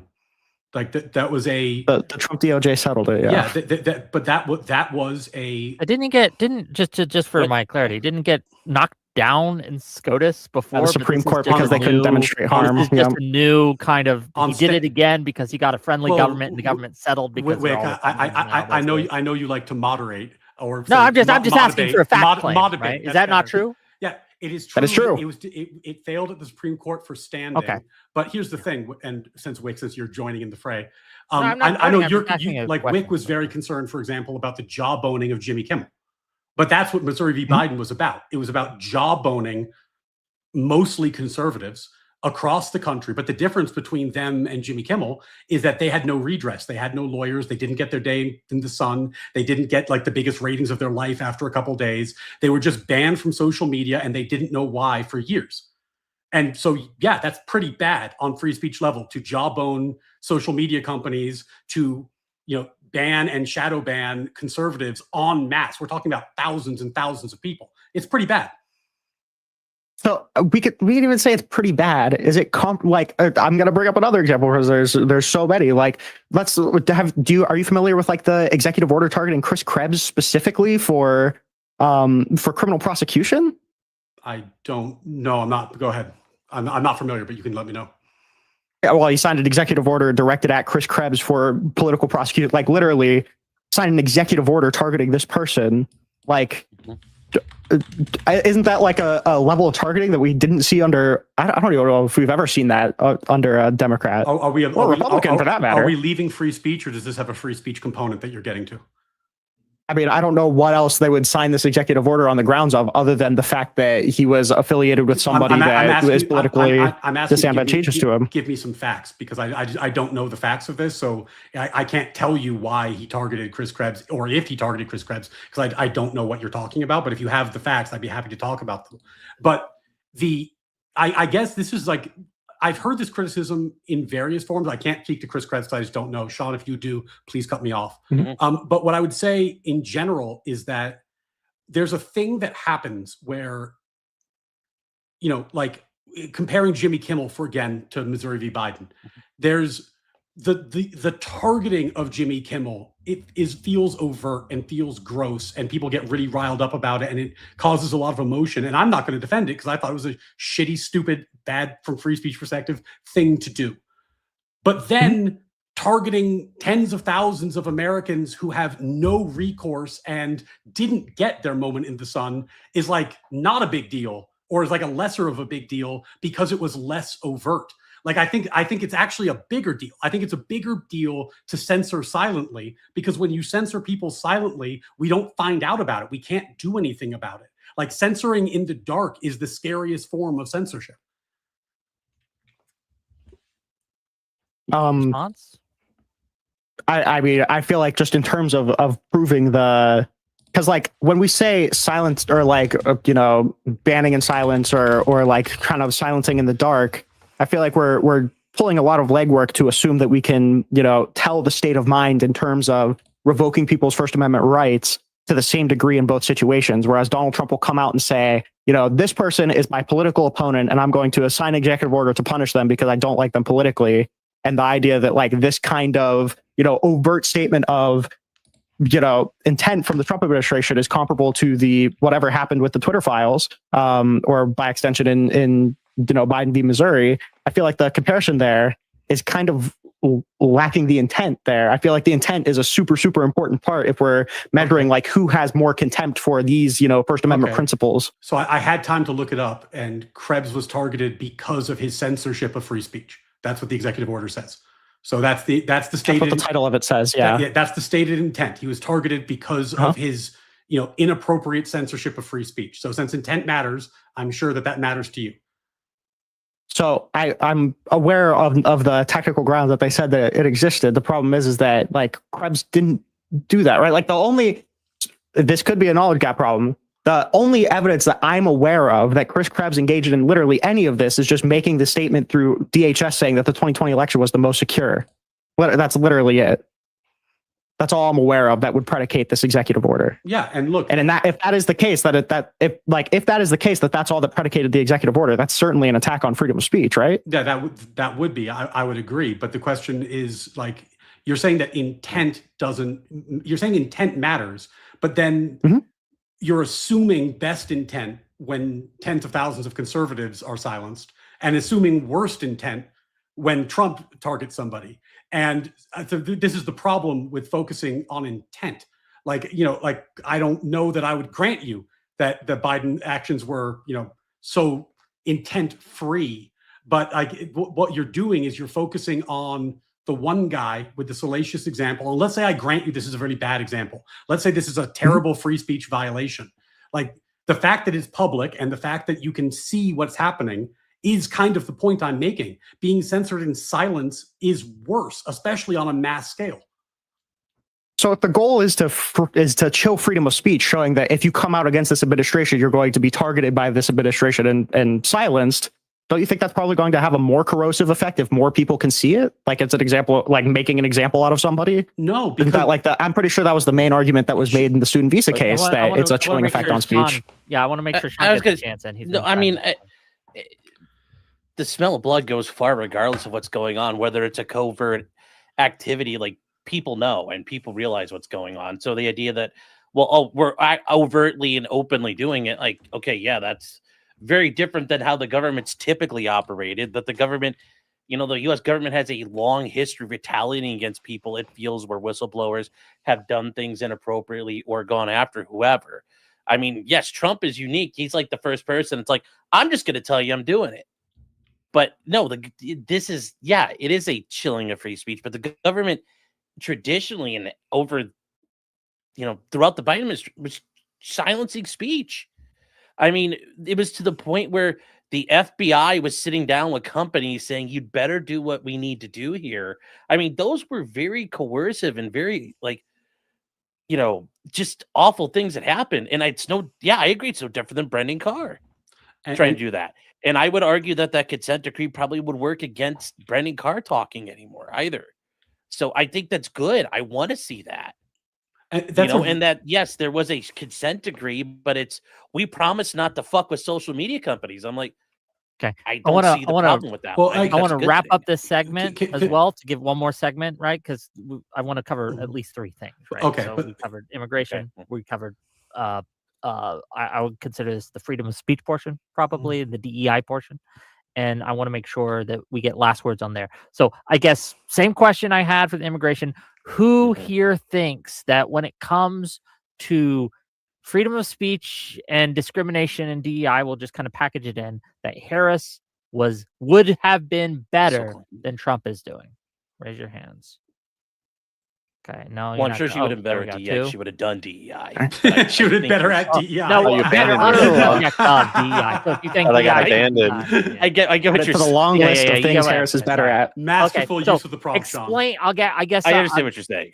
So for those of you who answered no, right, who thinks Trump is better, I'll let you give the chance to explain why, and then I'm going to let the other side explain why, since I reversed that the first time, right? If that makes sense. So I'll let Ryan, then let Sean go. Keep these brief, and then we'll let Lucas and Regnol go. Yeah. Go ahead. Well, I mean, the argument I made was that Harris was overtly and Biden were overtly discriminating on the basis of race. The response I got was, yes, that's okay. I don't mind that. So I think on that point, obviously the audience can decide for themselves if that's the sort of thing that bothers you. But if it does, they're clearly worse. On free speech, neither of these sides are getting a pass from me. I think they've both been disastrous on free speech. I will say, though, piggybacking on what Sean brought up, the consent decree that came out of Missouri v. Biden is a big victory for free speech. That's a 10-year enforceable order where if the government goes and is jawboning and silencing people on social media, you can go to court and you can get it enforced and say, thou shalt not do that. And it will extend well beyond the Trump presidency. So that's in my mind a good free speech win. And I'm glad it happened. Sean. Yeah. Oh, sorry. I thought. Yeah, no, Sean, I'll let their side go first, and you guys get the last word on this one. Sean, go ahead. Yeah, I mean, that is the one thing I will say. I know people are very skeptical of that, but I think it's, that is a big win, regardless of who you are. That is a massive win for things. But Trump has done a lot of things I don't like. Yeah, I don't like them. Overall, do I think he still would do far better for things in this regard than Kamala Harris would have done? Yeah, I still do. I mean, I don't. She did nothing to inspire confidence in me. She never came out pointing out like, hey, yeah, we shouldn't have really been involved in that. We should have really clamped down on the FBI doing this. We should have come out and said, this is unacceptable. We don't agree to it at all. The DOJ prosecuting what's his name? The guy with the Hillary memes. I forget his name too. I'm sorry. I know what you're talking about though. Yeah. I mean, there have been a lot of shitty things done here, and I just, oh God, what is his name? I don't remember. We'll figure it out. Yeah, we'll figure it's it out. just it's. But we are seeing that, and they tried to prosecute someone and they couldn't. That guy they did, and they tried to put him in prison. They wanted him to go to prison for quite a while, and he was barely able to not get sent to prison and was able to stay out until the Court of Appeals said, yeah, you know what? That's not fair. I mean, that is insane right there. Like, the guy almost went to prison for a meme. So just to be clear from both of you, and just a one-word answer here, please. And this is to Ryan, to Sean, on free speech specifically. I know you may say both are bad, but which is worse, Harris or Trump? Equally terrible. I think the Harris administration would be worse. Okay. Same question to you, Ryan. Equally terrible. You're muted. Right. Sorry, push talk. I censored myself. My fault. Yeah, I mean, I don't. I think they are both below the threshold of acceptability, so they're equally terrible. Equal, no difference. Yeah, just terrible. Yeah. Okay. Explain why you think Harris would be better. And I'm going to give this to Lucas, then to Rinald. Go ahead. Yeah, I think Ryan is still mischaracterizing my DEI position by like intuition pumping the word like discrimination into it. Like we discriminate against people all the time. Like we discriminate against people who want to walk into stores naked. We discriminate against like people who are coming to the country who are like terrorists, right? There's obviously levels of extent to discrimination that are like acceptable and unacceptable. I think Trump was easily worse on free speech. We never saw anything as harmful and as severe as like trying to call for the death of Democrats for their free speech, or like the revocations of the student visas, trying to deport people for their free speech as well. Rinald. Yeah, I feel like we also kind of lost the point of bringing up the First Amendment problem, because the reason that I brought up the First Amendment problem is that Malali brought up DEI as an example of this, or Kamala Harris and Biden's administration engaging in like, completely constitutionally impermissible, horrific, corrosive policy. And I'm saying, even if we were to grant that framing, I could say the same exact thing for like a billion different policies that the Trump administration has engaged in, like their policy on freedom of speech. I think this is probably worse in terms of like contempt for the Constitution and brazenness in doing so, both in the case of comparing it against DEI and comparing it in the case of Joe Biden's alleged, violations of the First Amendment. Okay. Finish up. Finish. If you're not done, I don't want to interrupt you. I just think the examples from Trump is worse, and it's more clear. Okay. The third topic I'm going to pick, because I know you guys picked the immigration, you guys picked the freedom of speech DI thing. I'm going to pick the third topic for you guys, and the final topic, and then we'll wrap up. The economy. Who would be better right now for the economy as a whole, Trump or Harris? And I want to give Ryan first word on this one, and then we'll go around. Yeah, I think that and this is going to be at the risk of annoying Wick, but I think that what I'm seeing from the Trump administration is a recognition of what our long-term economic problem is and how to solve it. The long-term problem that America is going to have is that China has infringed on us economically and is setting up the death of not oil for the United States, but the mandate that oil be traded in U.S. currency. And with the death of the petrodollar comes massive, massive trauma to our economy. what I've seen from Trump is an attempt to realign geopolitics to create American hegemony in a new way. Is it working? That's another question. So the way that I see this question, Wick, is do you want to fight for American dominance, or do you accept managed decline? And that's the way that I look at this If particular that's how issue. you want to phrase it, that's your choice, Yeah. man. So, Sean, you're up. Well, I mean, I think we're seeing it right now. The challenge to, I'll use it just the term petrodollar. I mean, we're seeing the beginnings of that showdown are finally coming to fruition, and it's almost, well, you're saying the economy. It's like the situation in Iran is really driving this right now, kind of accelerating it. No, it's how do you deal with that? What do you need to deal with that? What's the intent? What's the plan here? I think Trump is probably the best at that. You know, I understand that.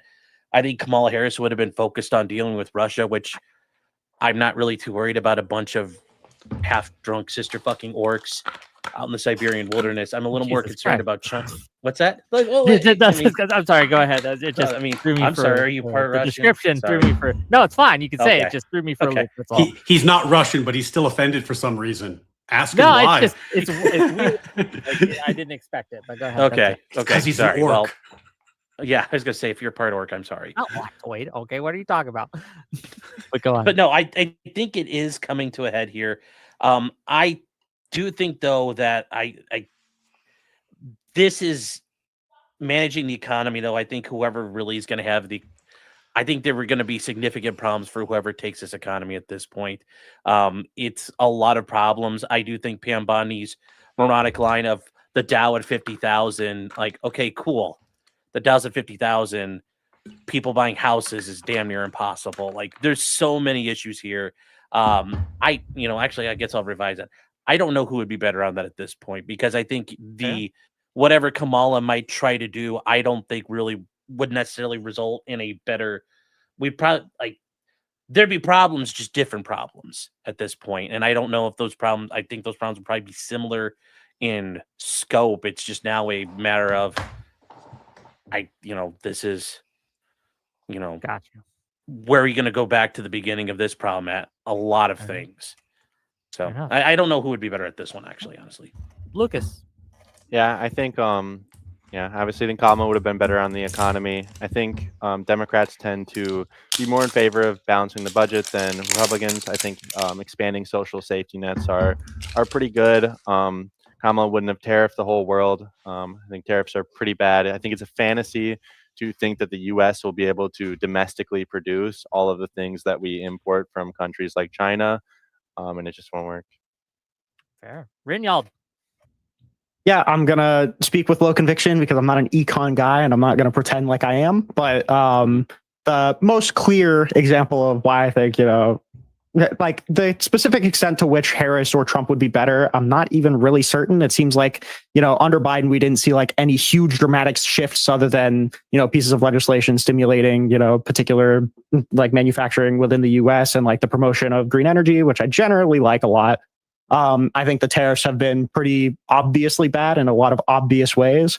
But like in terms of the specific policies, I'm not going to pretend like I'm, well versed enough in order to say like, give a super in-depth, understanding of it. However, I will say I liked the kind of policy specifics I saw under Biden more than what I'm looking at right now with the tariffs. Can you give us an example just so we there. can crunch on it? And maybe we could start the open discussion portion on this here. Give us a specific Bidenomics policy that you thought was superior to Trump's. I think the CHIPS Act was really good. The CHIPS Act was everything Trump is like trying to do with China by like domestically producing things that we don't want China to be exporting to us. I think it worked really well. It created a lot of jobs. I don't know the specific numbers on it because I'm also not a big econ guy. But that's a policy I liked from Biden. You said something earlier that I just don't want to lose the thread on just because I was confused by it. You said that you thought the Democrats were both going to expand the social safety net and be better on balancing the budget. Aren't those opposite? You can do those things. Yeah. Well, how do you balance the budget by while cutting spending more money? You can cut spending in other places or raise revenue in other places as well. Well, Like you can raise revenue from like taxing like the top percent or cutting other areas. I don't think those need to be. let me just ask you, like, what do you think the U.S. spends the most money on as a category right now? Like, what's Social safety nets? Yeah, Yeah, it's usually going to be social spending. Yeah. So you're saying that we should expand the most expensive thing, and then make cuts where to balance the budget? Like, it's already the most expensive thing. Like, I don't understand what you're talking about. Like I said, I'm not a big econ guy, but I think we could raise revenue through like changing like tax brackets. We can do like corporate taxes. I think those might be good. we have corporate taxes. We can Raising, raise. I think is what he's saying. Yeah. Okay. Yeah. Yeah. So I guess like And also the thing about like the budget too is that like social safety nets tend to generate money for the United States, so it grows our economy, and that helps us Can as you well. explain that? Yeah, so like for SNAP, for example, like every SNAP dollar generates $1.79 in economic activity. It lifts people out of poverty. Like all these things are going to help the economy. Like when we have people that aren't in poverty, they're going to be consuming more. They're going to be investing. so then we should put like another $1 trillion into SNAP. That way we get like 1.8 trillion back, right? I don't think it works that way. I mean, Oh, there's it doesn't? obviously like there would obviously be like a decline at some point in that. Yeah, I think that what ends up happening is that I don't know why you thought that was like an own. because it's a nonsensical figure, and your explanation shows why How is that not? How is it's that a nonsensical figure. The issue with Wait, how is that nonsensical? because you're claiming that SNAP produces $1.79 of economic activity, and Yeah, we each can talk dollar- about each why you dollar, think that. And then I probed you and said, you said each dollar creates this, and then I said, well, what if we put a bunch more dollars in? And you said, well, actually, that wouldn't work like that because No, I'm saying at some point, if we put so much into it, at some point we would probably have diminishing returns eventually. So then we shouldn't put more money into it because we have diminishing returns. Well, like obviously there's an extent. Like I don't think funding SNAP more Well, right now. hold on, would but give let me just ask diminishing both of you. return. Do we think that we are currently, when it comes to SNAP, at the point of diminishing returns for economic activity? No, when it because comes to generators? So you because say we're generating no. money. We're generating money from SNAP until Okay. we're not generating Well, money from it. I want to then- ask Ryan. Do you think we are?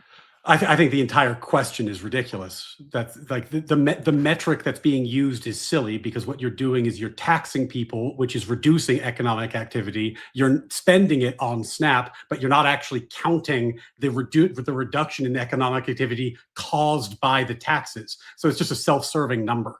It's a ridiculous number. Was the point I was getting at. Well, I'm saying these things. That's my point. Is that we spend money on these things and they generate economic activity. Taxing.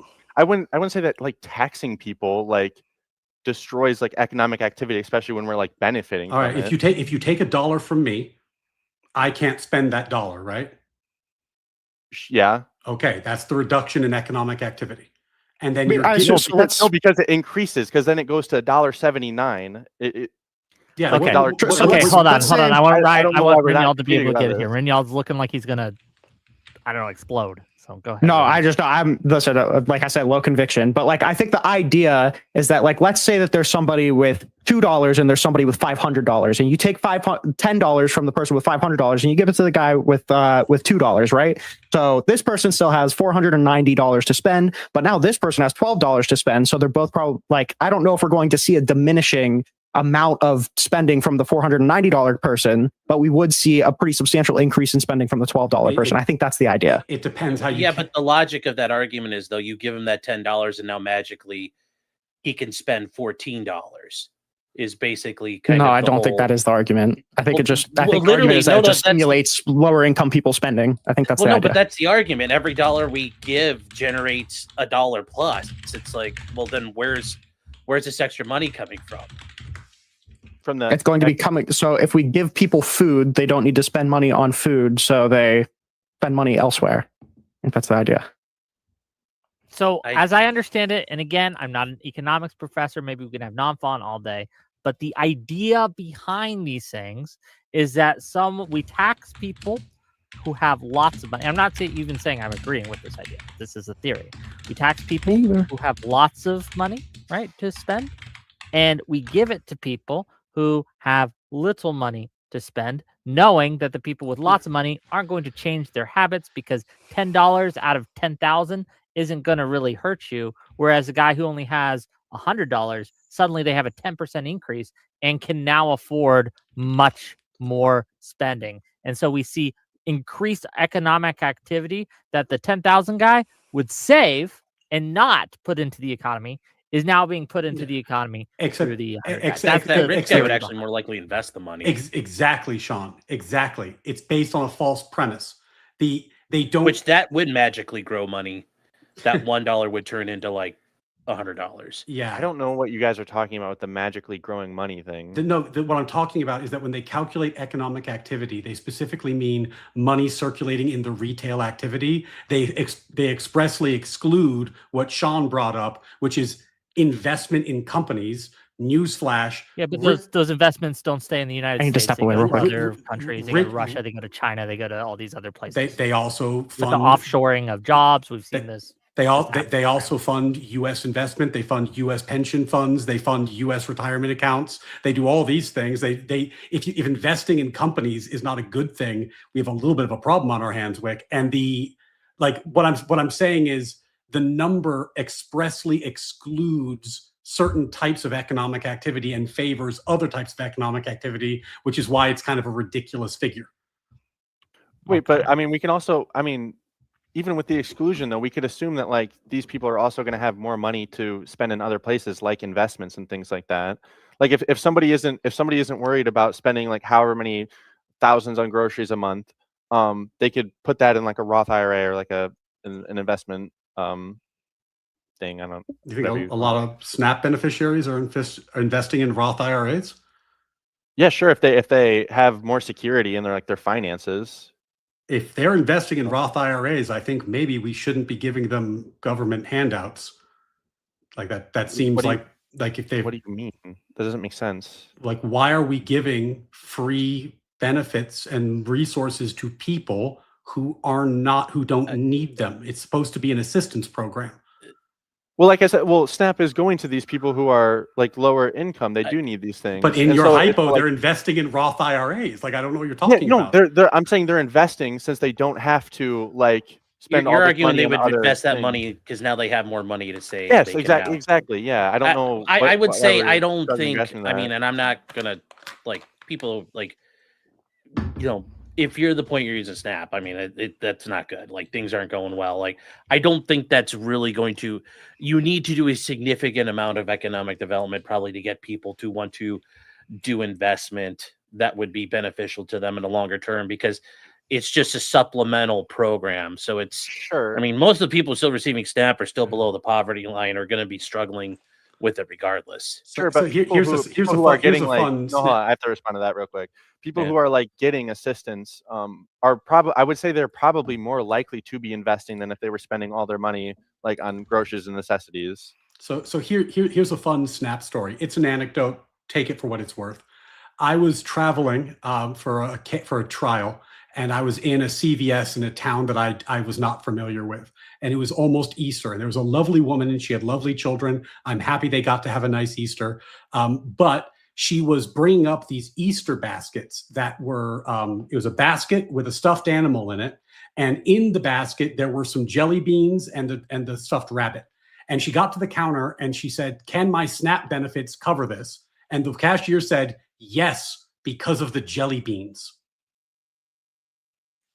So yeah, it's I guess that's the economic activity we're stimulating. We're taking taxes, we're giving it to people. There's no check on what they purchase, and then they can buy stuffed rabbits and jelly beans with the funds. Sure, yeah. All right. Well, would you? Okay, great. Would you disagree? Would you disagree that? Well, let's move most beyond. Benefits are going. Hold on. I don't want to. Do you think that I think we're getting stuck on a SNAP debate. Yeah, and that's it's fine. Fair because it matters, right? Because you didn't invite me to the SNAP debate, Wick. You invited Gen Z attorney, and you scored me. Did very well I had all on these that talking debate. points ready for it, and then Gen Z did very well. He did great. He did great. I miss him. He started his own law firm, by the way. I heard. Yeah, he's crushing it. Yeah, but I wanna like focus on the economy as a whole, right? Like, and just kind of to talk about again, who would have done better, Harris? Because the economy is more than just the GDP. The economy is more than just our budget deficit or budget surplus. It's about how much money's in the average American's pocket. It's about how much groceries cost. It's how much gas costs. It's about how much economic development there is into America and economic investments and things like that. And I want to just kind of get a real idea. And we're kind of running down the clock here. We only got about a few more minutes. But I guess I just want to hear from each of you. Why would your preferred candidate be better on that? I'm just really well, actually, what would Harris's, like in these guys' minds, what would Harris's economic policies have been?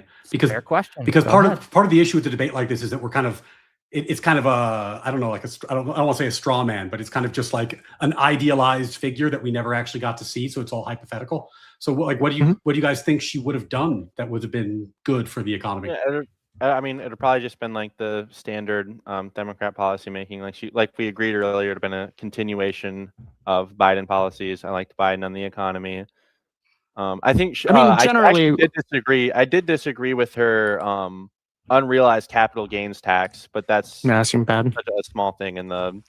No, we that's actually a pretty big deal. She specifically, it's a big deal. But I mean, like the reason that it's not as big of a deal is because she just doesn't have much capacity to actually have that happen. There's no chance in hell that would have gotten through Congress. One thing that she said that she would have done, which actually kind of refers back to, I don't remember who said it. It was one of you two, talking about how it's like basically impossible to own a home right now. One of the things that she was running on was like cutting a bunch of red tape in terms of like overbearing regulation and building new housing. I think that was a good thing that she was talking about doing. I'm pretty sure Donald Trump said almost the exact opposite, that he wants to keep like property prices high to stimulate people keeping their properties. I think that's an example of Harris doing better. I'm going to be deeply black-pilled on this, and I don't know if this is going to help you or not, or hurt me. I'm just going to be as honest as I can about this. The housing thing is a huge problem. The only solution is state and local. Like the barrier, it's not it is a supply problem. We need to build more housing. It's not a demand problem. Harris had some demand solutions as well, by the way, which wouldn't have worked. But the actual, just to be charitable, the actual solution here is not national. You have to get into your state legislatures. You have to get into your local governments and get them to change zoning. Like that's what it is. It's zoning regulations first and foremost that are like the crushing blow. At the federal level, they could do something they could lessen environmental regulations, which would be helpful. Okay. But okay. that's kind of, I mean, even in terms of, hold on, Rindell. Yeah. Hold on, Rindell. I know, but we have time crunch here, and I want to make sure everyone gets closing statements, and I want to make sure I get to these super chats. So here's what we're gonna do. Wick, I heard you don't do super chats. Yeah, well, super chats matter. We'll come back tomorrow. I heard you heartlessly skip them, and you make people come back the next day. Wick's not in this for the money. I am actually. I felt really bad about it too, because people paid me quite a bit of money to say things last night during my panel, and I just look. Yeah, last night's content was the best panel I've done all year. It was great. So if you want to go check that out, except for this one, right, Wick? Please do. So what we're gonna do is I'm gonna read these super chats. Didn't even respond. Non-answer. Damning non-answer. Yeah, I did great, didn't I?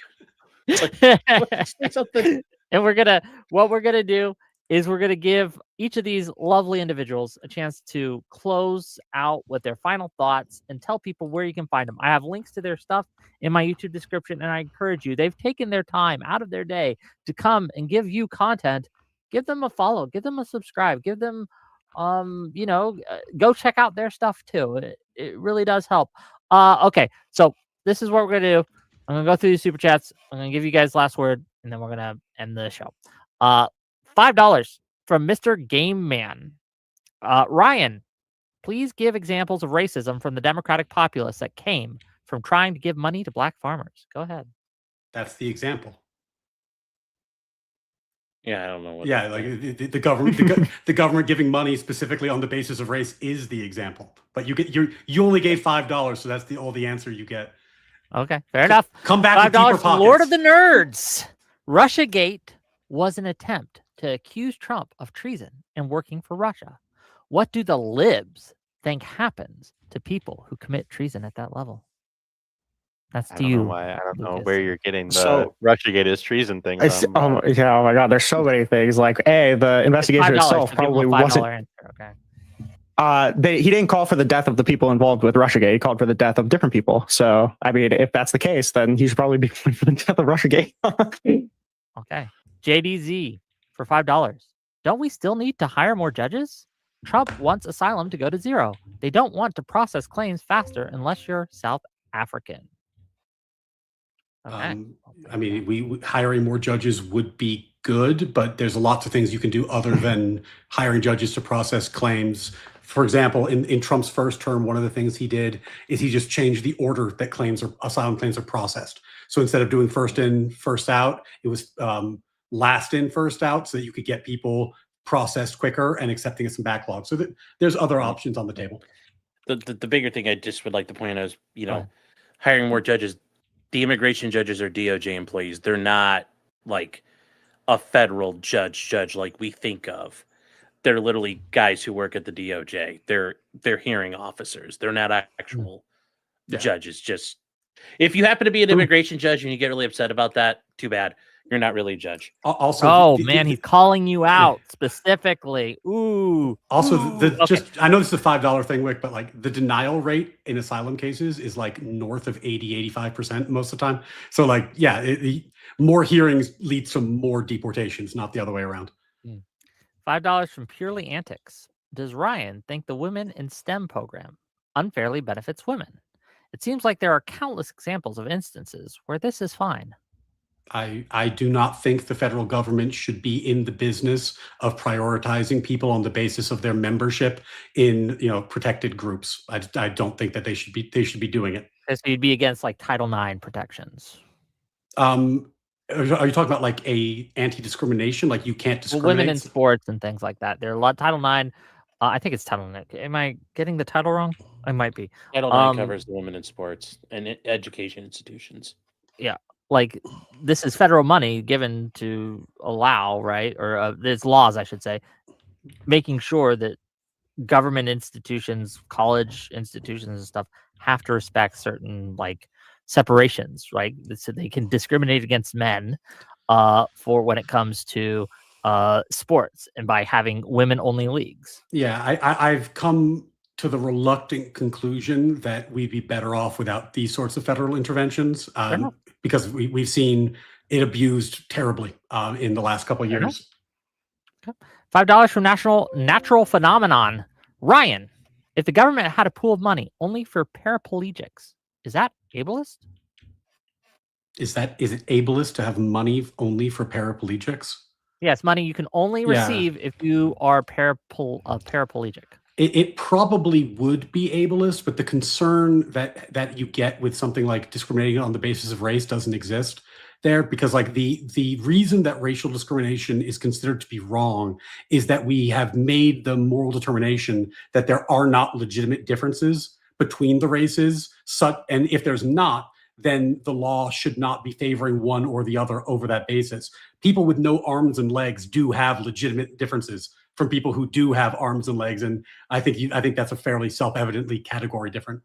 Can I say something quick about that way? So just real quick, because we got through these. That's literally my same argument for like the DEI stuff is you can pretend like there isn't differences between the races, but they've obviously had a much different historical experience in the United States than one another. Okay, that's all. Okay, maybe we can have a DEI debate specifically at some point, right? Yeah. But I was about to say that was a good clarifier. Oh yeah, that vibe. Yeah. Coming out strong for the differences between the races, the left. Not like that. $5 for Kai, archivist. In the past 5 years, I've been skipped over for 5 corporate promotions to white men. When do I get my magic DEI that propels me over white men? Thank you for the $5. If you think you're being discriminated against, hire and talk to an attorney. Yeah. It also could be that you suck at your job. Well, donate more money next time. I'll be nicer. The best at their job. Everyone who donates to WIC is the best, and I support them. Okay? The savviest. Exactly. $5. Donate to me. I'll say you're good at your job. I can be Bob. Yeah, true. $5 from Super Iron Bob. Douglas McKay happened under Biden. Not just an indictment, but full-on conviction, which was overturned. Thank you for the $5. That's the You wanna guy. respond to that, Libby? That's the guy, the meme guy. Yeah, that's the meme guy, Douglas McKay. What do you think, gang? Oh, yeah, he's the guy who, well, he didn't just make a meme, right? He said, "Hey, Clinton voters, go to the Well, polls." I would argue that was a meme, and it's clearly like you could text your Oh. vote in. I don't know. I mean, genuinely I'd have have no to look clue in the what this is. details. Maybe we can debate on that sometime because, Okay. as I Yeah. remember and as I recall, and I might change my mind if I refresh my memory on this, but it was there was a lot stronger evidence that it wasn't just a meme. But we could talk about it another day. $10 from Mr. Game Man. Massive W from my brothers on the left. Thank you for the $10. Okay, with that, let's get to closings. I'm gonna let Renyold have the first crack at it, and Ryan's gonna have the last word. Renyold, close us out. Yeah, I'm Ringold. I do a bunch of debates, mostly on TikTok. I'm a pretty strong liberal. I think that in terms of this, whenever I take a position that I don't actually hold in order to, just kind of like spur on debate, I feel like that's about the kind of like, if I were to do that for Donald Trump, I probably would have made the same exact arguments that Ryan and potentially Criminal did. However, I think when you look at the scale to like comparing these two things, I think they're just way apart. It's not even close. I don't even think it sounds convincing, the idea that like DEI policies justifies for like the torture of people in foreign prisons, the pardoning of the J6ers, the targeting of law firms to chill free speech, like all of these different things. These are only the examples that we got into. We could have been here for a day and I could have still been bringing new examples. So it just kind of is what it is. I appreciate Lucas for using me as a fill-in. I appreciate Ryan for being here. And for the record, I think you're the best debater on the right, so I appreciate your time. Okay. Well, thank you.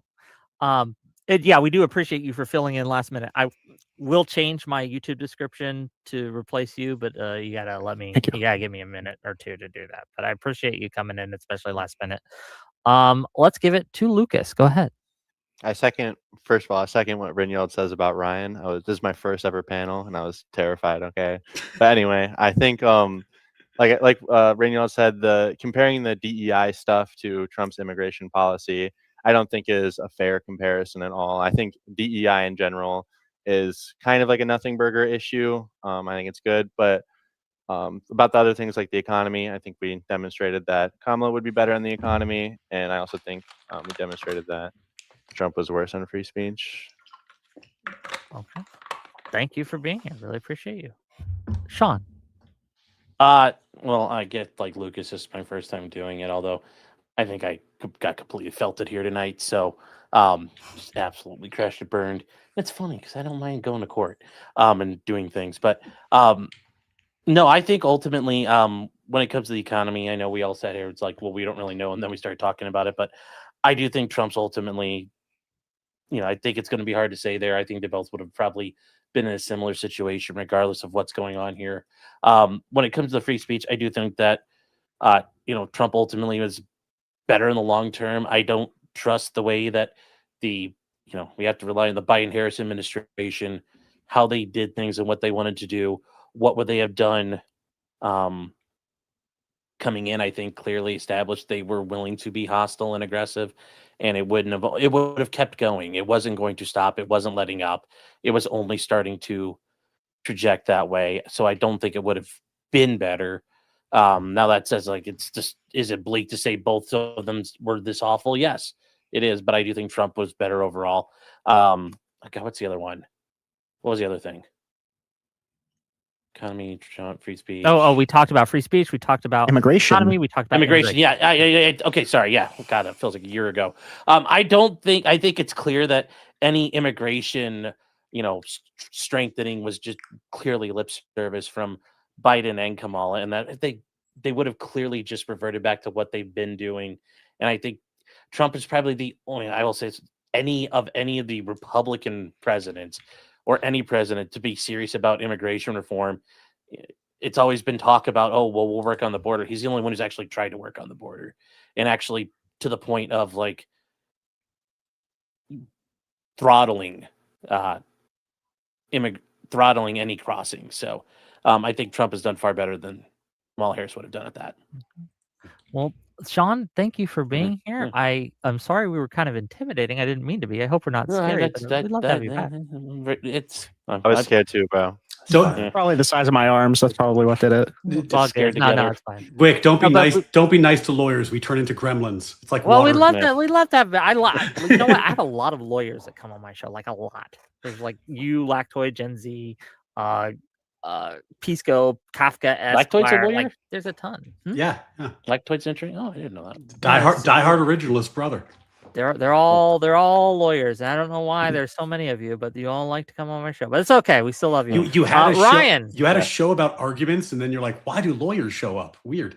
True. I know that's Yeah. a silly question. Go ahead, Ryan. Well, Close first us of out. all, thank you everybody for coming out. It is weird to do these WIC panels. I think the first one that I got on, I had Destiny and Pisco yelling at me. So like I know what the experience is like, and I appreciate you guys for doing it and coming out. And I'd like to start my remarks by saying, as the now anointed best debater on the right, suck it, Rob Noor, and suck it, Andrew Wilson. You had your time. It's too bad, but the panel has spoken, and this is where we are today. Look, it's very hard to do comparisons between like presidents because it's such a broad category. It's even harder to do comparisons between the current president and a hypothetical president where we don't really know. We're just projecting what she would have done, and we're trying to guess. It's a tough thing to do. But just like there's any number of criticisms that my friends on the left could have raised about Trump and they didn't have time to do, there are numerous criticisms that we could have raised about Harris that we didn't get to. The one that comes to mind, and I'll just close on this, is how ridiculous the judicial appointments got under the Biden years. Sean and I covered a case recently. I swear to God, this is not hyperbole. The statute says there shall be no judicial review. And yet this Biden appointee was able to interpret that language to mean there will be judicial review, and I am barring the Trump administration from taking action. Like there's wildly bad judicial appointments coming out of the Biden administration that are toxic to the rule of law in a way that is difficult to explain to non-lawyers, but we didn't even get to talk about it today, so that'll be a topic for another time. But I appreciate you all, appreciate the time. My channel is Natural Law with Ryan Mullally. We are swollen with viewers right now because Sean's friends came over. Sean, you should come hang out. I'm a boomer. Yeah, if you have time. But yeah, very much appreciate all of you. Come drop by the stream. We have fun. And if you hate what I say, come by the stream. I'll ignore you, and then you can pay me to read the comments you hate. But so we have a system. It'll be fun. Gang, thank you, Ryan, for being here. Always appreciate when you come on my show. If you liked my content, if you want to see more of it, hit that like button, hit that subscribe button. We have conversations like this all the time. We got some great shows coming up next week. We're going to have on Lactoid versus Kalinda on the subject of Ukraine. And we got some other things cooking. Trying to get IRI on the show again. It's been a while since he's been here. And so we're trying to tempt him in and get something going with that. We're probably also going to talk more about the lib stuff. I know we've talked about the lib stuff a lot, but I don't know their positions. Who's supporting who on Ukraine? Oh, Lactoid is very super pro Ukraine. Yeah, He's pro Ukraine. Lactoid, He's not famously. pro-Ukraine. Don't listen to those liars. Okay, he is very anti-Ukraine. Okay, he's very pro-Russia. Kalinda is the opposite. So okay, I just didn't know, so You're I was fine. curious. Okay, with that, we're gonna wait. Bye-bye, everyone. Bye-bye.